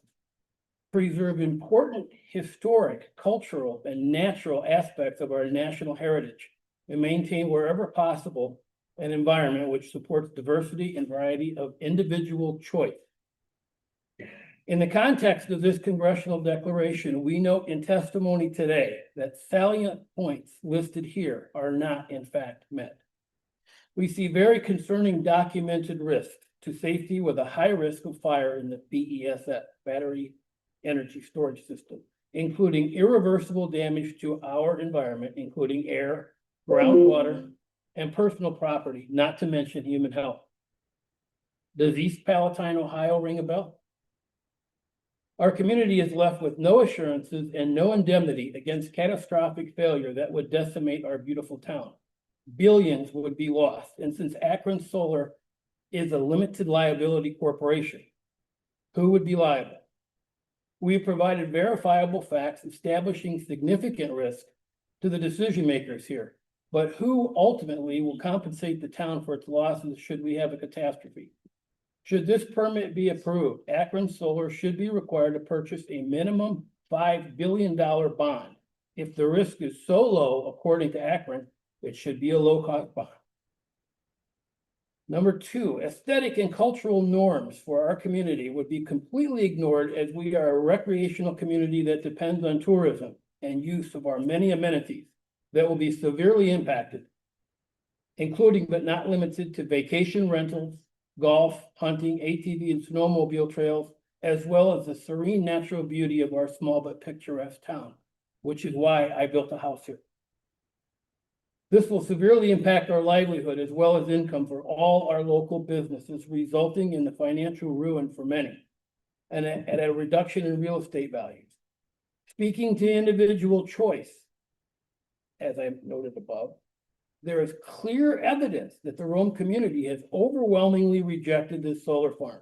Is the PSC aware that Akron Solar has offered considerable compensation to landowners for goodwill and an agreement of no disparaging comments? Environmental impact to endangered species has also been completely circumvented as various paid one-sided reports provided by the applicant were used to depict minimal impact to the environment. Is the PSC aware that the Wisconsin DNR, I had a voice conversation with the Wisconsin DNR, has not set foot on the proposed site? Did the PSC look at any reports that were paid for by unbiased state or federal agencies in making their decision that an EIS is not needed? Is there fear that getting federal agencies involved would stop the project? Likely. Finally, U.S. taxpayer-funded grants will go into the pockets of investors, not our citizens. There's no revenue sharing, only a tax revenue split 60-40 with Adams County. They get the majority, instead of reduced energy rates or real estate tax credits for our citizens. Meanwhile, others make millions from our tax dollars. Thank you. All right, thanks very much. Zach Sharon, Charles Haven, and then Melissa Rhodes.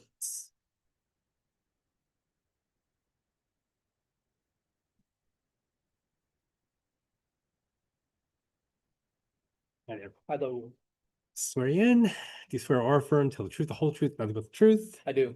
Name, please. Zach Sharon. Go ahead. Installing large-scale solar farms may appear noble in light of our state's energy goals, but strategic siting is essential. Placing a utility-scale solar facility with an accompanying battery energy storage system in an area with historically high wildfire risk doesn't seem very strategic. Permanently eliminating forest land, which is not agricultural land, established UTV and snowmobile trails, and the recreational assets that define a tourism-dependent community is not strategic. I have reviewed much of the documentation NextEra submitted. Much of it feels like rote box checking, with the applicant effectively checking it over its own homework. The environmental review appears to conclude that the Akron Solar Project will cause no materially impactful environmental damage. My question for the PSC, what point does the impact become material? On a micro scale, this is just another 2,000-acre solar project in Wisconsin. On a macro scale, we must ask whether anyone has evaluated the cumulative concentration of solar development in this area. At some point, separate large-scale projects must be assessed together because their combined effects on wildlife corridors, habitat fragmentation, hydrology, and visual resources are indistinguishable from those of a single contiguous development, regardless of whether the solar projects are separate.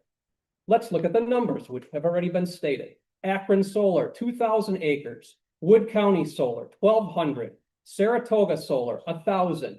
That's 4,200 acres of industrial solar development very close to Rome. By comparison, the combined surface area of the Tri-Lakes, Camelot, Sherwood, and Arrowhead is 960 acres. The Akron project would be more than twice the size of our three combined. When aggregated with the other two aforementioned projects, the total industrialized footprint exceeds 4 times the area of the lakes that anchor our community's identity and economy. This situation is actually captured by an established legal principle. An impact may be de minimis at low levels, but it crosses the materiality threshold when scaled up. The Akron Solar Project is not an isolated one-off proposal anymore, viewed in the context of the rapidly concentrating solar development in this region. It appears that it plainly crosses that cumulative materiality threshold and demands a much higher level of scrutiny. Given the negative impacts it will have on the environment, local economy, and already high concentration of solar farms, I would not consider the installation of another large-scale solar farm in this area a public necessity or a convenience for the community it's being thrust upon. Therefore, I'm asking the PSC to deny this application. Thanks very much. Charles, Melissa, and then Tim Schumacher. Charles? Yes, All right. Raise your right hand. You swear or affirm tell the truth, the whole truth, and nothing but the truth. I do. All right. Name and comment. My name is Charles Haven. I live at 941 County Road D. My wife and I retired here. We're relatively new. We've only been here for 5 years, but my wife's family has contacts back to the very beginning where her uncle was a surveyor of this area, so we're quite familiar. I have 2 comments. The first one is I did attend all the information from Akron Solar, and right in the beginning was the visual barriers I heard most people comment on. And the 5 rows of pine trees, I don't think is sufficient either. And my comment or wonder is why don't they take a page out of Ann Valley's book and build earth berms along the roads where you physically can't see it. And my second comment would be I do agree with everything I've heard with the battery energy storage systems here today. I'm frankly, I can't believe the risk, the benefits would outweigh the risks. So I contacted 2 people, CEO of a retired CEO of Enersys Battery Company that's stationed out of Pittsburgh, about 12,000 employees. And another one in Lower Michigan, Advanced Battery Concepts. And I asked them what their recommendations were to get away from lithium ion, the toxicity and the flammability of it. And they recommended an aqueous battery storage system, which aqueous is basically water. And they're built out of recyclable, non-hazardous materials. So I would recommend that would be considered against the lithium ion. I would be happy to make any connections with. I know both of these people, both the recommendations. So I would just offer that for the battery storage systems. Thanks. Okay, just off the record for a sec, can you spell the first company? Was it Enersys? Okay. ENERSYS. Okay, we'll probably be able to look it up from there. It's 12,000 employees. And he was CEO and then also Advanced Battery Concepts. And that battery was called Green Seal Technology. Great, thanks. Melissa Rhodes, then who did I have next? Tim Schumacher, Wayne Mikrut, Mikrut. Third one. Okay, Melissa, Swear you in, do you swear or affirm tell the truth, the whole truth, nothing but the truth? I do. All right, name and comment? My name is Melissa Rhodes. I have lived and worked in the town of Rome for over 30 years. And to get my presentation together, I thought the best place to start would go to the town of Rome's website. And I want to describe to you the way we describe our town. It's a hidden gem that is a centrally located destination for outdoor recreational enthusiasts.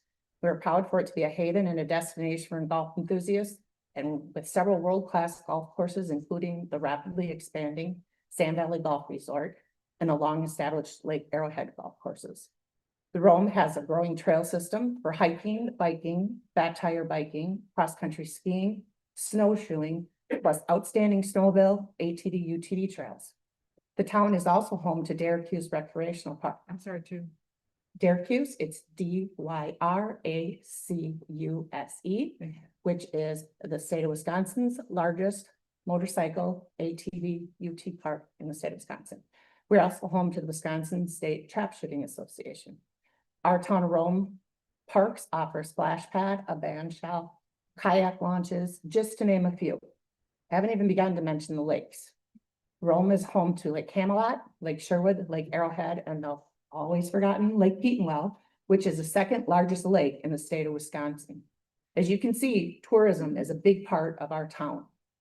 The town has completed a strategic plan, and town leadership has a focused and long-term shared vision to create an attractive destination that seamlessly blends the convenience of contemporary living with the timeless charm of rustic Wisconsin.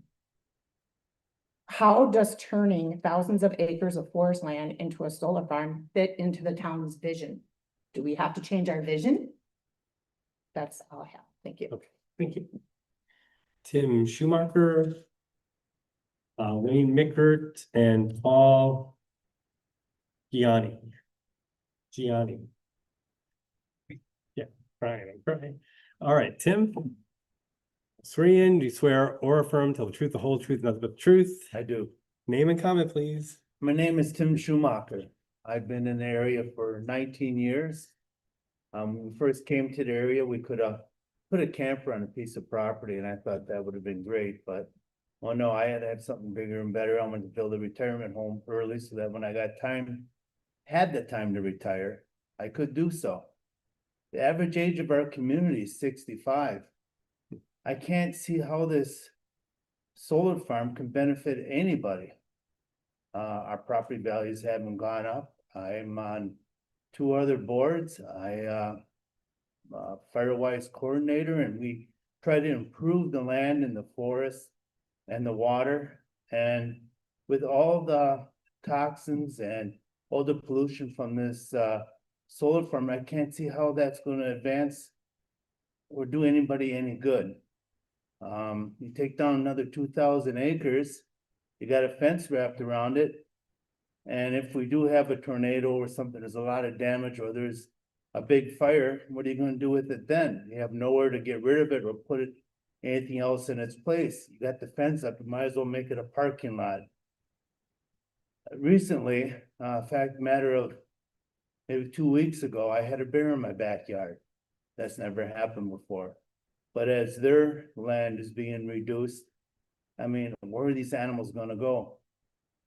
There are times when I go home, like we go out for a fish fry and we go home, and we have 20 deer in my yard. I can't even walk on the grass without walking in boots because obviously you know why. So I would hope that you reconsider and do not let this pass. Thank you for giving me the opportunity. Absolutely, thanks. Wayne? Then Paul, and then Gary, oh boy, I'm just gonna spell it Geurs.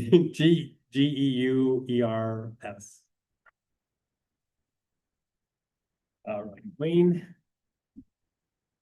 Swear you in, swear or affirm, tell the truth, the whole truth, nothing but the truth. I do. Name and comment, please. Wayne Mickert, 284 Cranbrook Court, Lake Camelot, Nakusa, whatever. But before I start with what I have to say, I came to this area for recreation. And that was in '94, and I retired 8 years ago. and a house on the lake. That solar farm, there's gonna be some woods, but it ain't half the distance of that first building from my house. I won't see it, but I'll hear it, I guarantee it. And everybody on Camelot will probably hear it. So. Also, I was a volunteer fireman for 40 years and a fire chief for 13. I worked in a chemical company for 38 years. I know of hazards. First of all, the Rome Fire Department, who provides an overview of their operations and hazards associated with large-scale battery systems. And this was from Nexstar. They made it clear that in event of a battery fire, local fire departments would not engage the burning unit directly due to the extreme volatility and toxicity involved. Instead, our role would be limited to establishing a perimeter, monitoring for extension, and extinguishing any fires that escape containment. While that exception may seem straightforward on paper, in reality, it poses serious challenges for small combination departments like ours. First, our resources are extremely limited. We do not have manpower, specialized equipment, or water supply infrastructure necessary for a long duration incident involving burning energy storage units. Rural response areas lack pressurized hydrants, meaning water must be hauled in, often over long distances.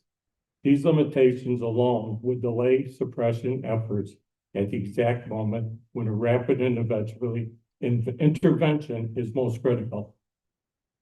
Second, any fire involved in lithium-ion battery systems has the potential to escalate far beyond the immediate structure.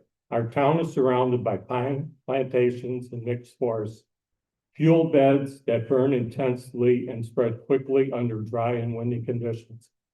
A single battery unit failure could ignite a wildfire capable of threatening homes, critical infrastructure, and thousands of acres of natural resources, giving our staffing levels we cannot manage a majority wildfire without sufficient mutual aid support, which in itself takes time to mobilize. But perhaps most concerning are the toxic releases associated with battery fires. When these systems fail, they can produce hazardous gases such as hydrogen fluoride and methane. Even brief exposure to hydrogen fluoride poses severe health risks to responders and nearby residents. Additionally, any water used to cool the unit risks becoming contaminated runoff, which could harm surrounding soil, groundwater, nearby waterways. They are not hypothetically risks. They are well-documented characteristics of lithium-ion batteries. The town of Rome does not currently have a specialized monitoring equipment, protective gear, or containment resources required to safely manage an incident involving toxic gas releases or contaminated runoff. Contaminated. Runoff. Thank you. All right. These are capabilities that are far exceed what our rural department is designed or funded to handle.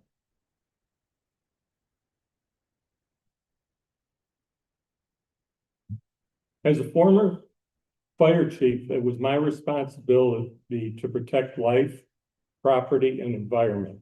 Based on the information presented to me and the limitations of our community's emergency response capacity, I must express sincere concern about the impacts this project could have without substantial upfront investment in training, planning, infrastructure, and long-term mitigation measures. I respectfully urge the commission to carefully consider these risks and the appropriate burden that a catastrophe incident would place on our community. Now, as a chemical worker, I worked in a chemical factory. respond to hazardous material spills, confined space rescue. We were cleaning up the plant that I worked in for a company that was built in the 50s, and I started there in the 70s, and they built wells on our property and off our property. They bought mega acres going towards McHenry, Illinois, to the city, because of the ground contamination that was created in the 50s that had to be cleaned up. And that stuff is still being cleaned up to this day. There's wells, they pump the stuff back into the plant, and they have to clean it up in a environment, and then they re-put it out into the water.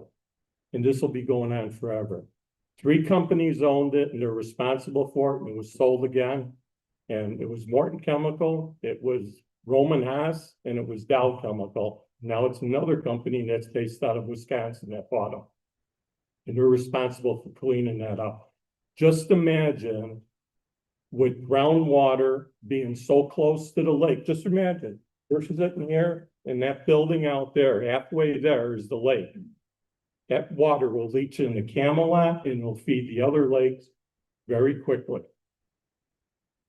Can I grab that statement? We'll just want to cross-check it with the transcript, make sure we got all the. This, That's right. I had gone over this with the fire chief, and Off the record. yes, off Yeah. the record, Mhm. so. But I was a fire chief, Yeah. and I was a Oh, yeah. volunteer for 40 years, and I worked in a chemical thing. Yeah, yep, thanks. Thank you. Just have a, just to double check. All right. Thank you. Paul Janoni, okay, Gary Gevers, maybe? Getting that close. And then next up after that would be Tom Warner. All right, Paul, raise your right hand. You swear or affirm to the truth, the whole truth, nothing but the truth. I do. And your name and comment? My name is Paul Giannoni. I Right. live at 976 Falk Court. We've owned the house for 22 years and been a full-time resident now for 12, retired. I will tell you right now, if we were driving down D Road 22 years ago and saw all those solar panels that they're gonna put there, I would not invest it. We have a large investment in our property. And we come from the big city, we came here for a reason. We came here because it's as mentioned many times already, this is very much a recreational community. And Your Honor, I've looked, I follow the solar committee a lot on YouTube. They do a very good job. And they keep mentioning 0 out of 30. And the 0 out of 30, basically they're saying is there's been 30 communities that have fought this with the Public Service Commission. And out of those 30, 0 have won. I shouldn't even say the word won, but basically 0 have won it all. And I will ask this question. If they were gonna put this solar panels in the middle of the Wisconsin Dells, do you think that would work? Think they'd be able to pull it off? I doubt it very much. No, can't hear? Yeah. Sorry. I said, if they were gonna put these solar panels in the middle of the Wisconsin Dells community, think they would be able to pull this off? Not a chance in hell, not a chance. Well, we're very much a recreational, we're just as much a recreational community as the Wisconsin Dells is. Just come up here any weekend and try using your cell phone. There's so many people up here using our lakes and and using the recreation that we have from everywhere from boating to swimming, skiing, and in the wintertime, hopefully snowmobiling very soon. And that's the reason we bought here. And lastly, just want to make one more comment about the possibility of them just walking away. Well, there's a possibility of that because fusion is just around the corner. And they're saying right now, possibly between 5 to 10 years at the most. Well, fusion is a very safe and clean versus nuclear. And that's going to go bonkers once it happens. Are they going to walk away and say, well, we have fusion now, we don't need solar panels anymore? Are they going to walk away? That's all I have. Thanks. Thanks, appreciate it. Gary, Tom.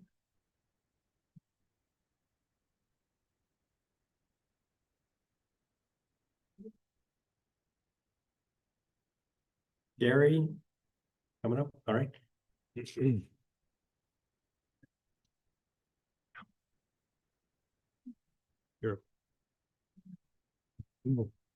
Please, and then who else? You never know. And then after Tom, we have Julia Casper. So, okay, Gary, swear you in. That's okay. If I gotta remember. Do you swear or affirm, tell the truth, the whole truth, nothing but the truth? I do. All right, give us your name and comment. My name is Gary Gievers.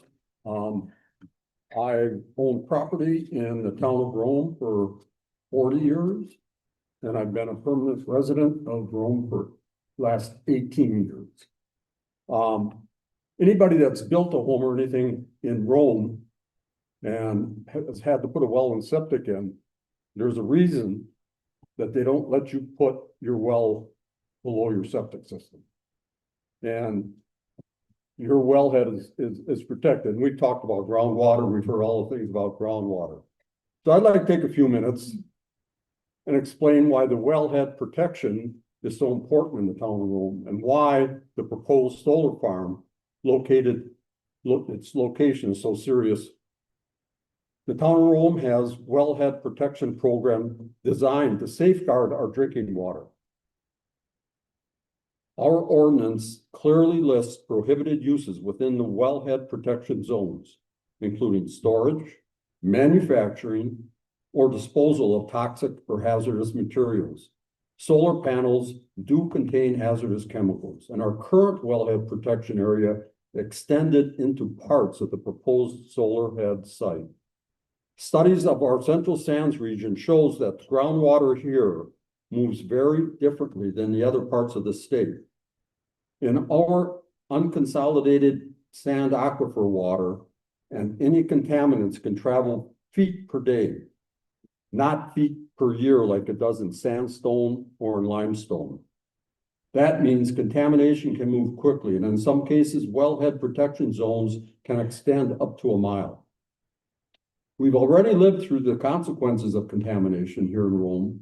Nearly 20 years ago, Rome's wells number 1 and 2 had to be abandoned because of the high nitrate levels that were nearby from the nearby agricultural fields. The town had no choice but to drill new wells and build a new water tower at a different site. Once contamination occurs, it rarely improves on its own. As the town of Rome grows with more residents, businesses, and subdivisions, we must protect possible future well sites. If a well becomes contaminated, there are only 2 options: install a very expensive water treatment system or abandon the well entirely and drill a new one. Both options are paid for by the residents of Rome. The proximity of the proposed solar farms to our wellhead protection zones raises concerns about potential leaching of hazardous materials such as cadmium and lead. If the contamination occurs, who pays? The answer, Rome pays it.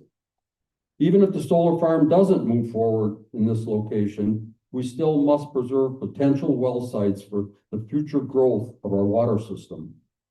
Losing any viable location makes an expansion more difficult and more expensive.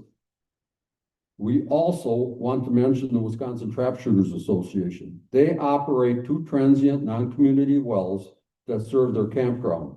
Although their wellhead protection zones are smaller, they draw from the same sand aquifer that we do. The risks of contamination from nearby equipment or facilities apply to them just as much as they do to us. So in short, our groundwater moves fast, our aquifer is vulnerable, and our community depends on careful planning. Protecting our wellhead zones isn't just a regulatory requirement, it's essential to ensuring safe, affordable drinking water for everybody in the town of Rome now and in the future. Thank you. Thanks very much. Tom Warner and Julia Casper. And after Julia, we have Perry Parmenter Ebby.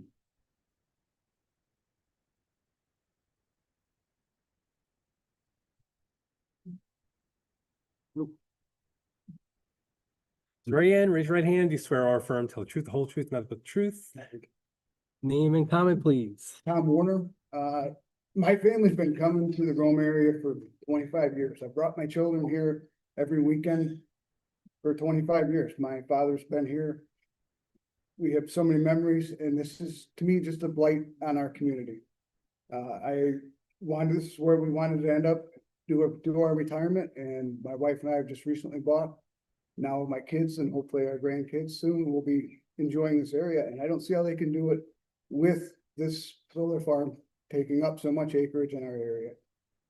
It's dangerous, and it just doesn't belong in a community that has the ties that this one does. And we're Romans, we're family, and it just doesn't belong in our community. All right, thanks very much. Julia Casper.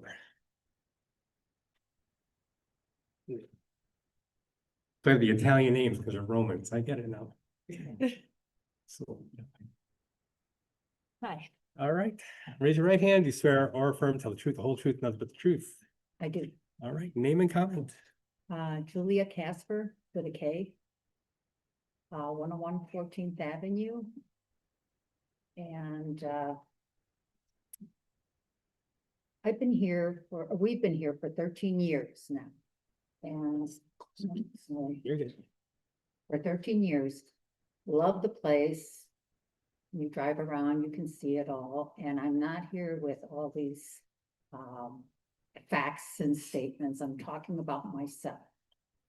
We live across the street kind of from the farm, the solar project that they're planning to put in.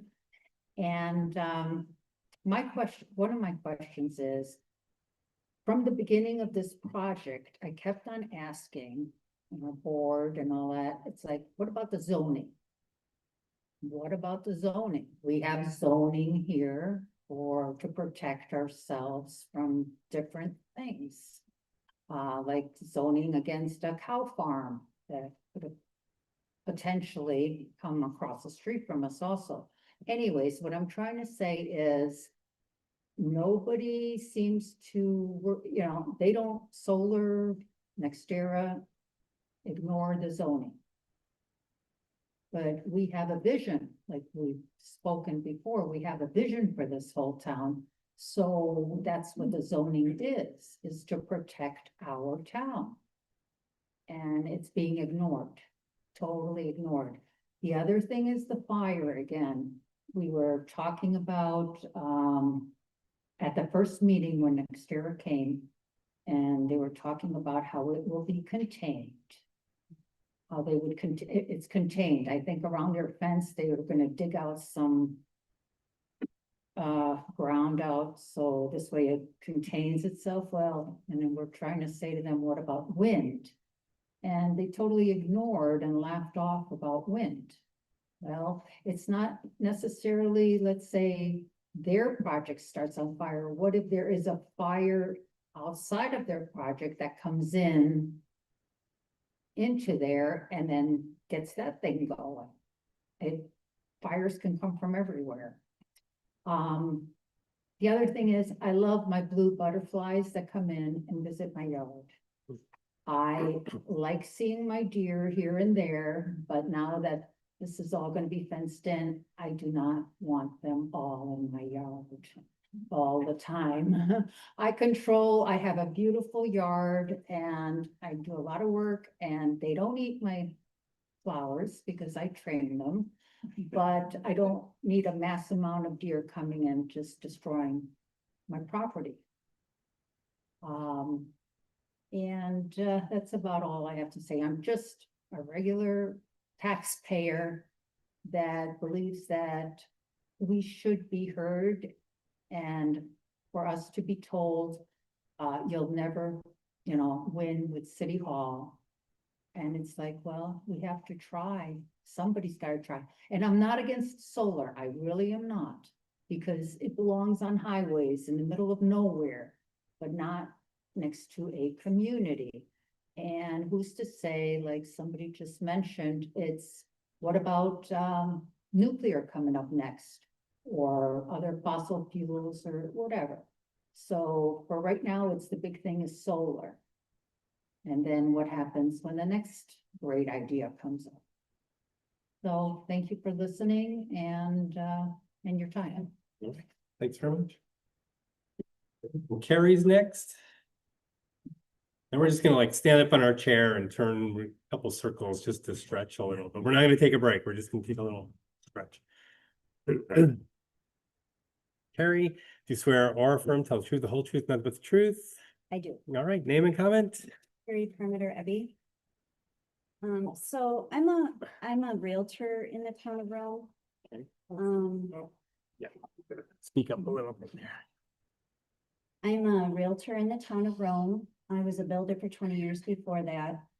I do own land that is very close to the solar project as well. But from the realty aspect of it, I had a family that bought acreage from Meteor Timber.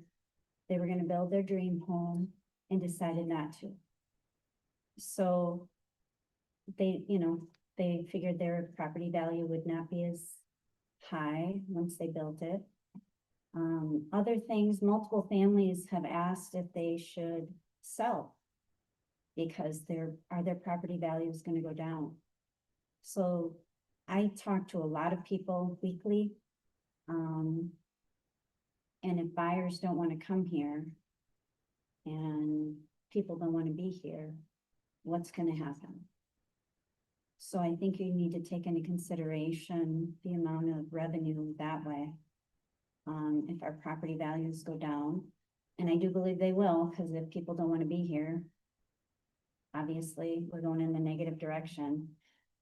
Also, I have a builder that purchased property from Media Timber. He's putting in some beautiful homes, wants to buy more land. There really isn't a lot of land available. He would buy more Media Timber land. There just isn't much available to do that. So how do we expand, and where does our tax base, how does it grow if the solar farm is going to be there for 30 years? And then we're not sure what we're going to be left with. So thank you for your consideration. Okay, great, thanks. Let's go off the record. We'll just take a brief time to stretch and we'll get right back with more comments. We do have, looks like 10 or more to go. I do have my hand up because I'd like to make a comment. So when you have time, please. Okay, I think we already heard from you, Chris, isn't that right? You did, but I still had another comment. Another comment. Yeah, I'm gonna have to wait till everyone else is done. Usually we don't give I understand that. a second chance. Yeah, okay.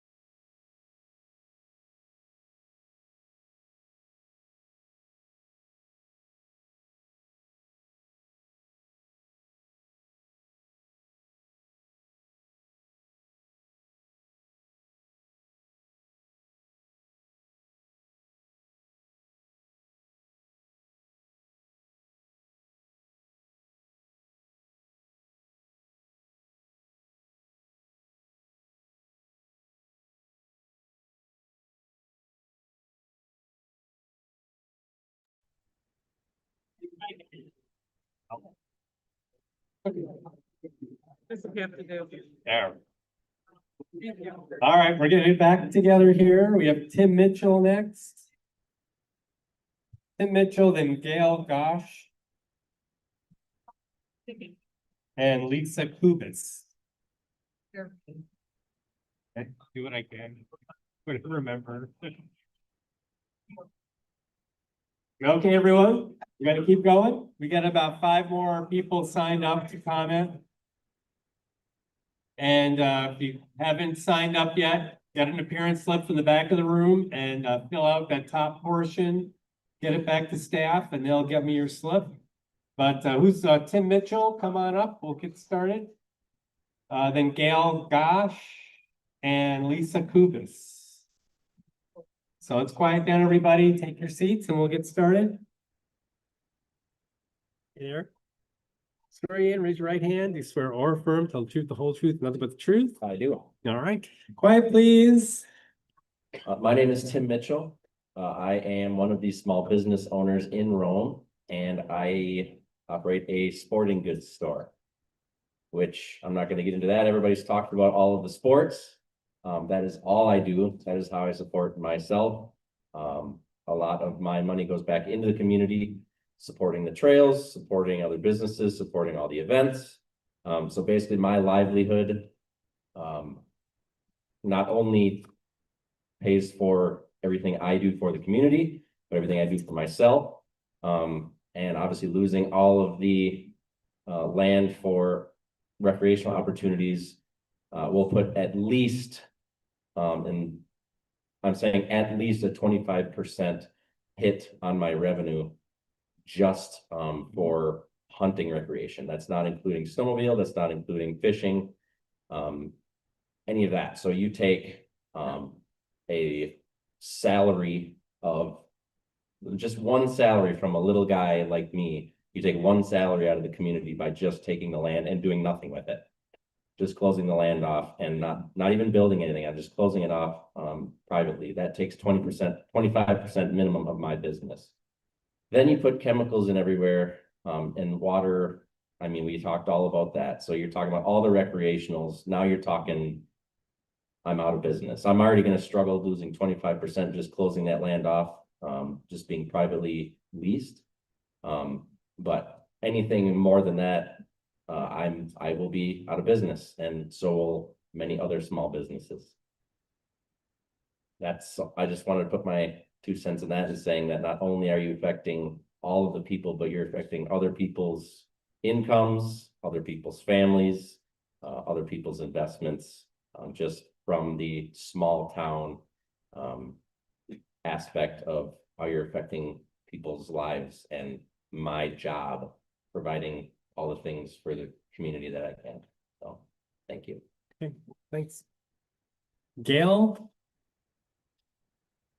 Then Lisa and Mike Irwin after Lisa. You swear or affirm, tell the truth, the whole truth, nothing but the truth. I do. All right. Name and comment, please. My name is Gail Gosh, and I live at 373 Night Shield Way in town of Rome. I moved up this Speak way. up a little bit. I moved up to this area in 1993 through a job transfer, and I was looking for a home, and I found the town of Rome and absolutely fell in love with it. It's like being up north without being up north. That makes sense. The nature aspect of it is what really drew me in, and the lakes and everything. And I've been here since 93 and I love it. And I want to explain why the proposed solar project is an appropriate land use for the town of Rome. The town of Rome has a comprehensive plan that defines the identity of Rome, where recreation, natural resources, and the protection of the woodlands are not secondary values. They are the foundation of our economy, tourism base, and community identity. The plan places strong emphasis on year-round recreation, motorsports, water sports, shooting sports, silent sports, golf, and a vast network of trails. It directs the town to enhance these opportunities, protect scenic beauty, preserve wildlife habitats, expand parks, and ensure that new development supports, not harms, the rural recreational experience. The town's outdoor recreation plan reinforces the same goals. Nowhere in our adopted plans is industrial scale solar development contemplated or supported. In fact, the future land use map designates the entire proposed project area as forestry. I'd like to clarify exactly what that designation means. In the town of Rome, a woodlands or forestry land use designation does not mean that every acre must remain commercial timberland.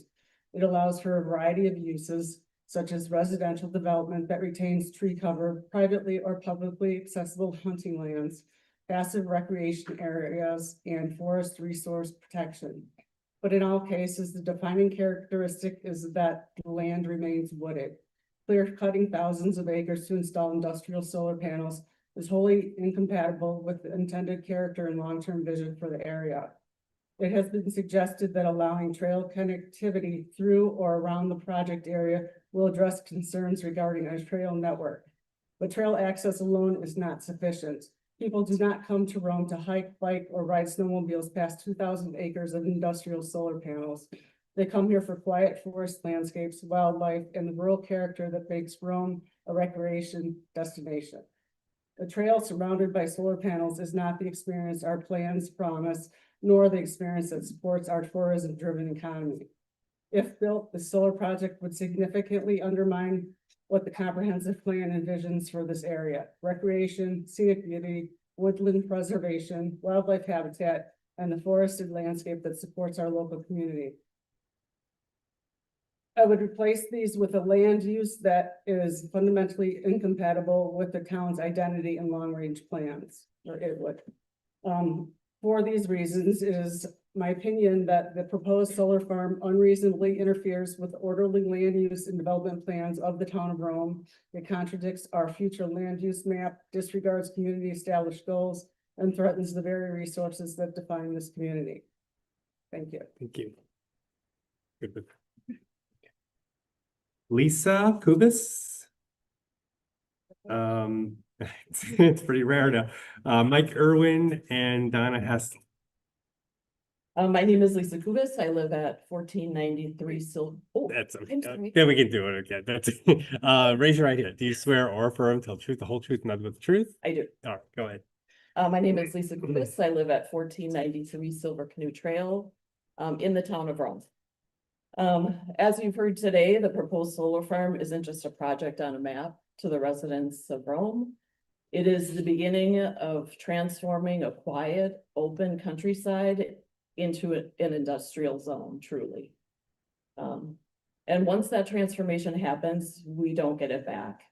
You can't replace a 2,000 acre horizon filled with fields and trees with rows of metal and fencing and call it a rural community like we have today.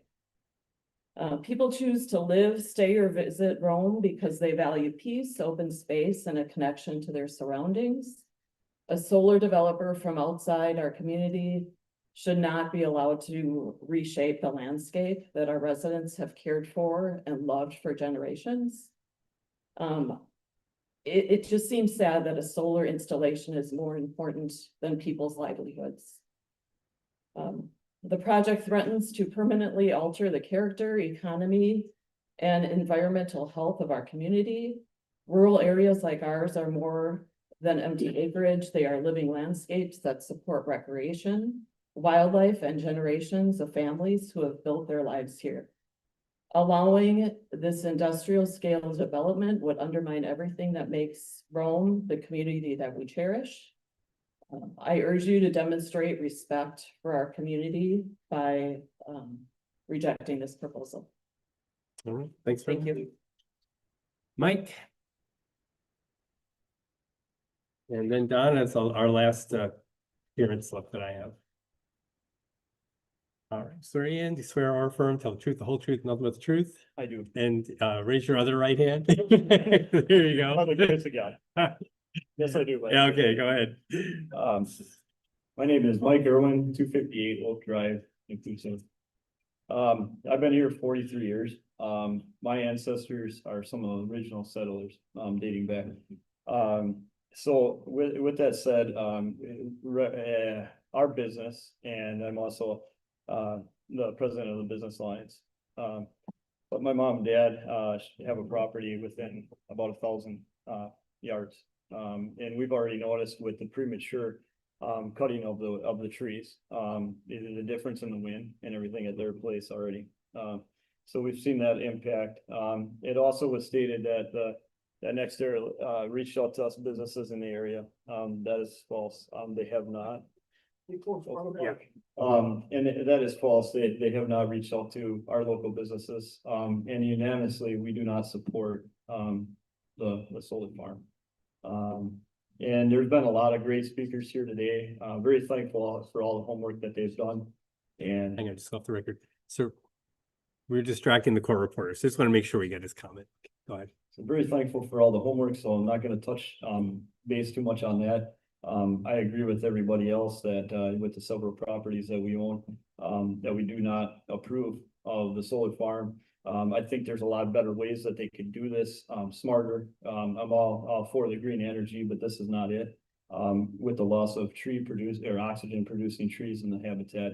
And we've noticed that already on my parents' property, with those trees being down, that we have a lot more deer. And there are, the wolves, the coyotes, the bobcat. So that we also, from the Business Alliance and ourselves, would like to see that impact study. So please keep our community the way it is. Okay, thanks, appreciate it. Donna Hastel.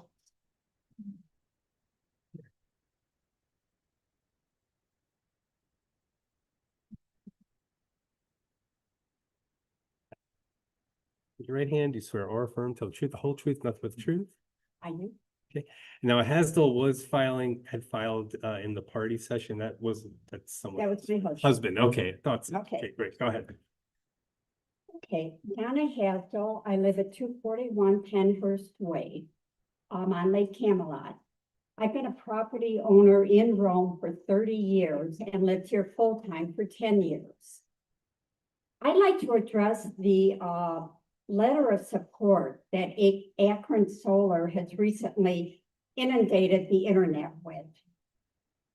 And I urge you to deny the Akron Solar project so our rural community can remain true to its strategic and comprehensive plans for an attractive full-time and tourist destination essential to our community's economic future. In that letter, it states that funding for schools, but our public schools are funded through local property taxes and property owners so any improvement to our schools mentioned in that letter means increasing taxes on property owners, as 71% of schools are now looking at reduced state funding. This is a red herring. It's all about the kids. We don't need any funding for special projects.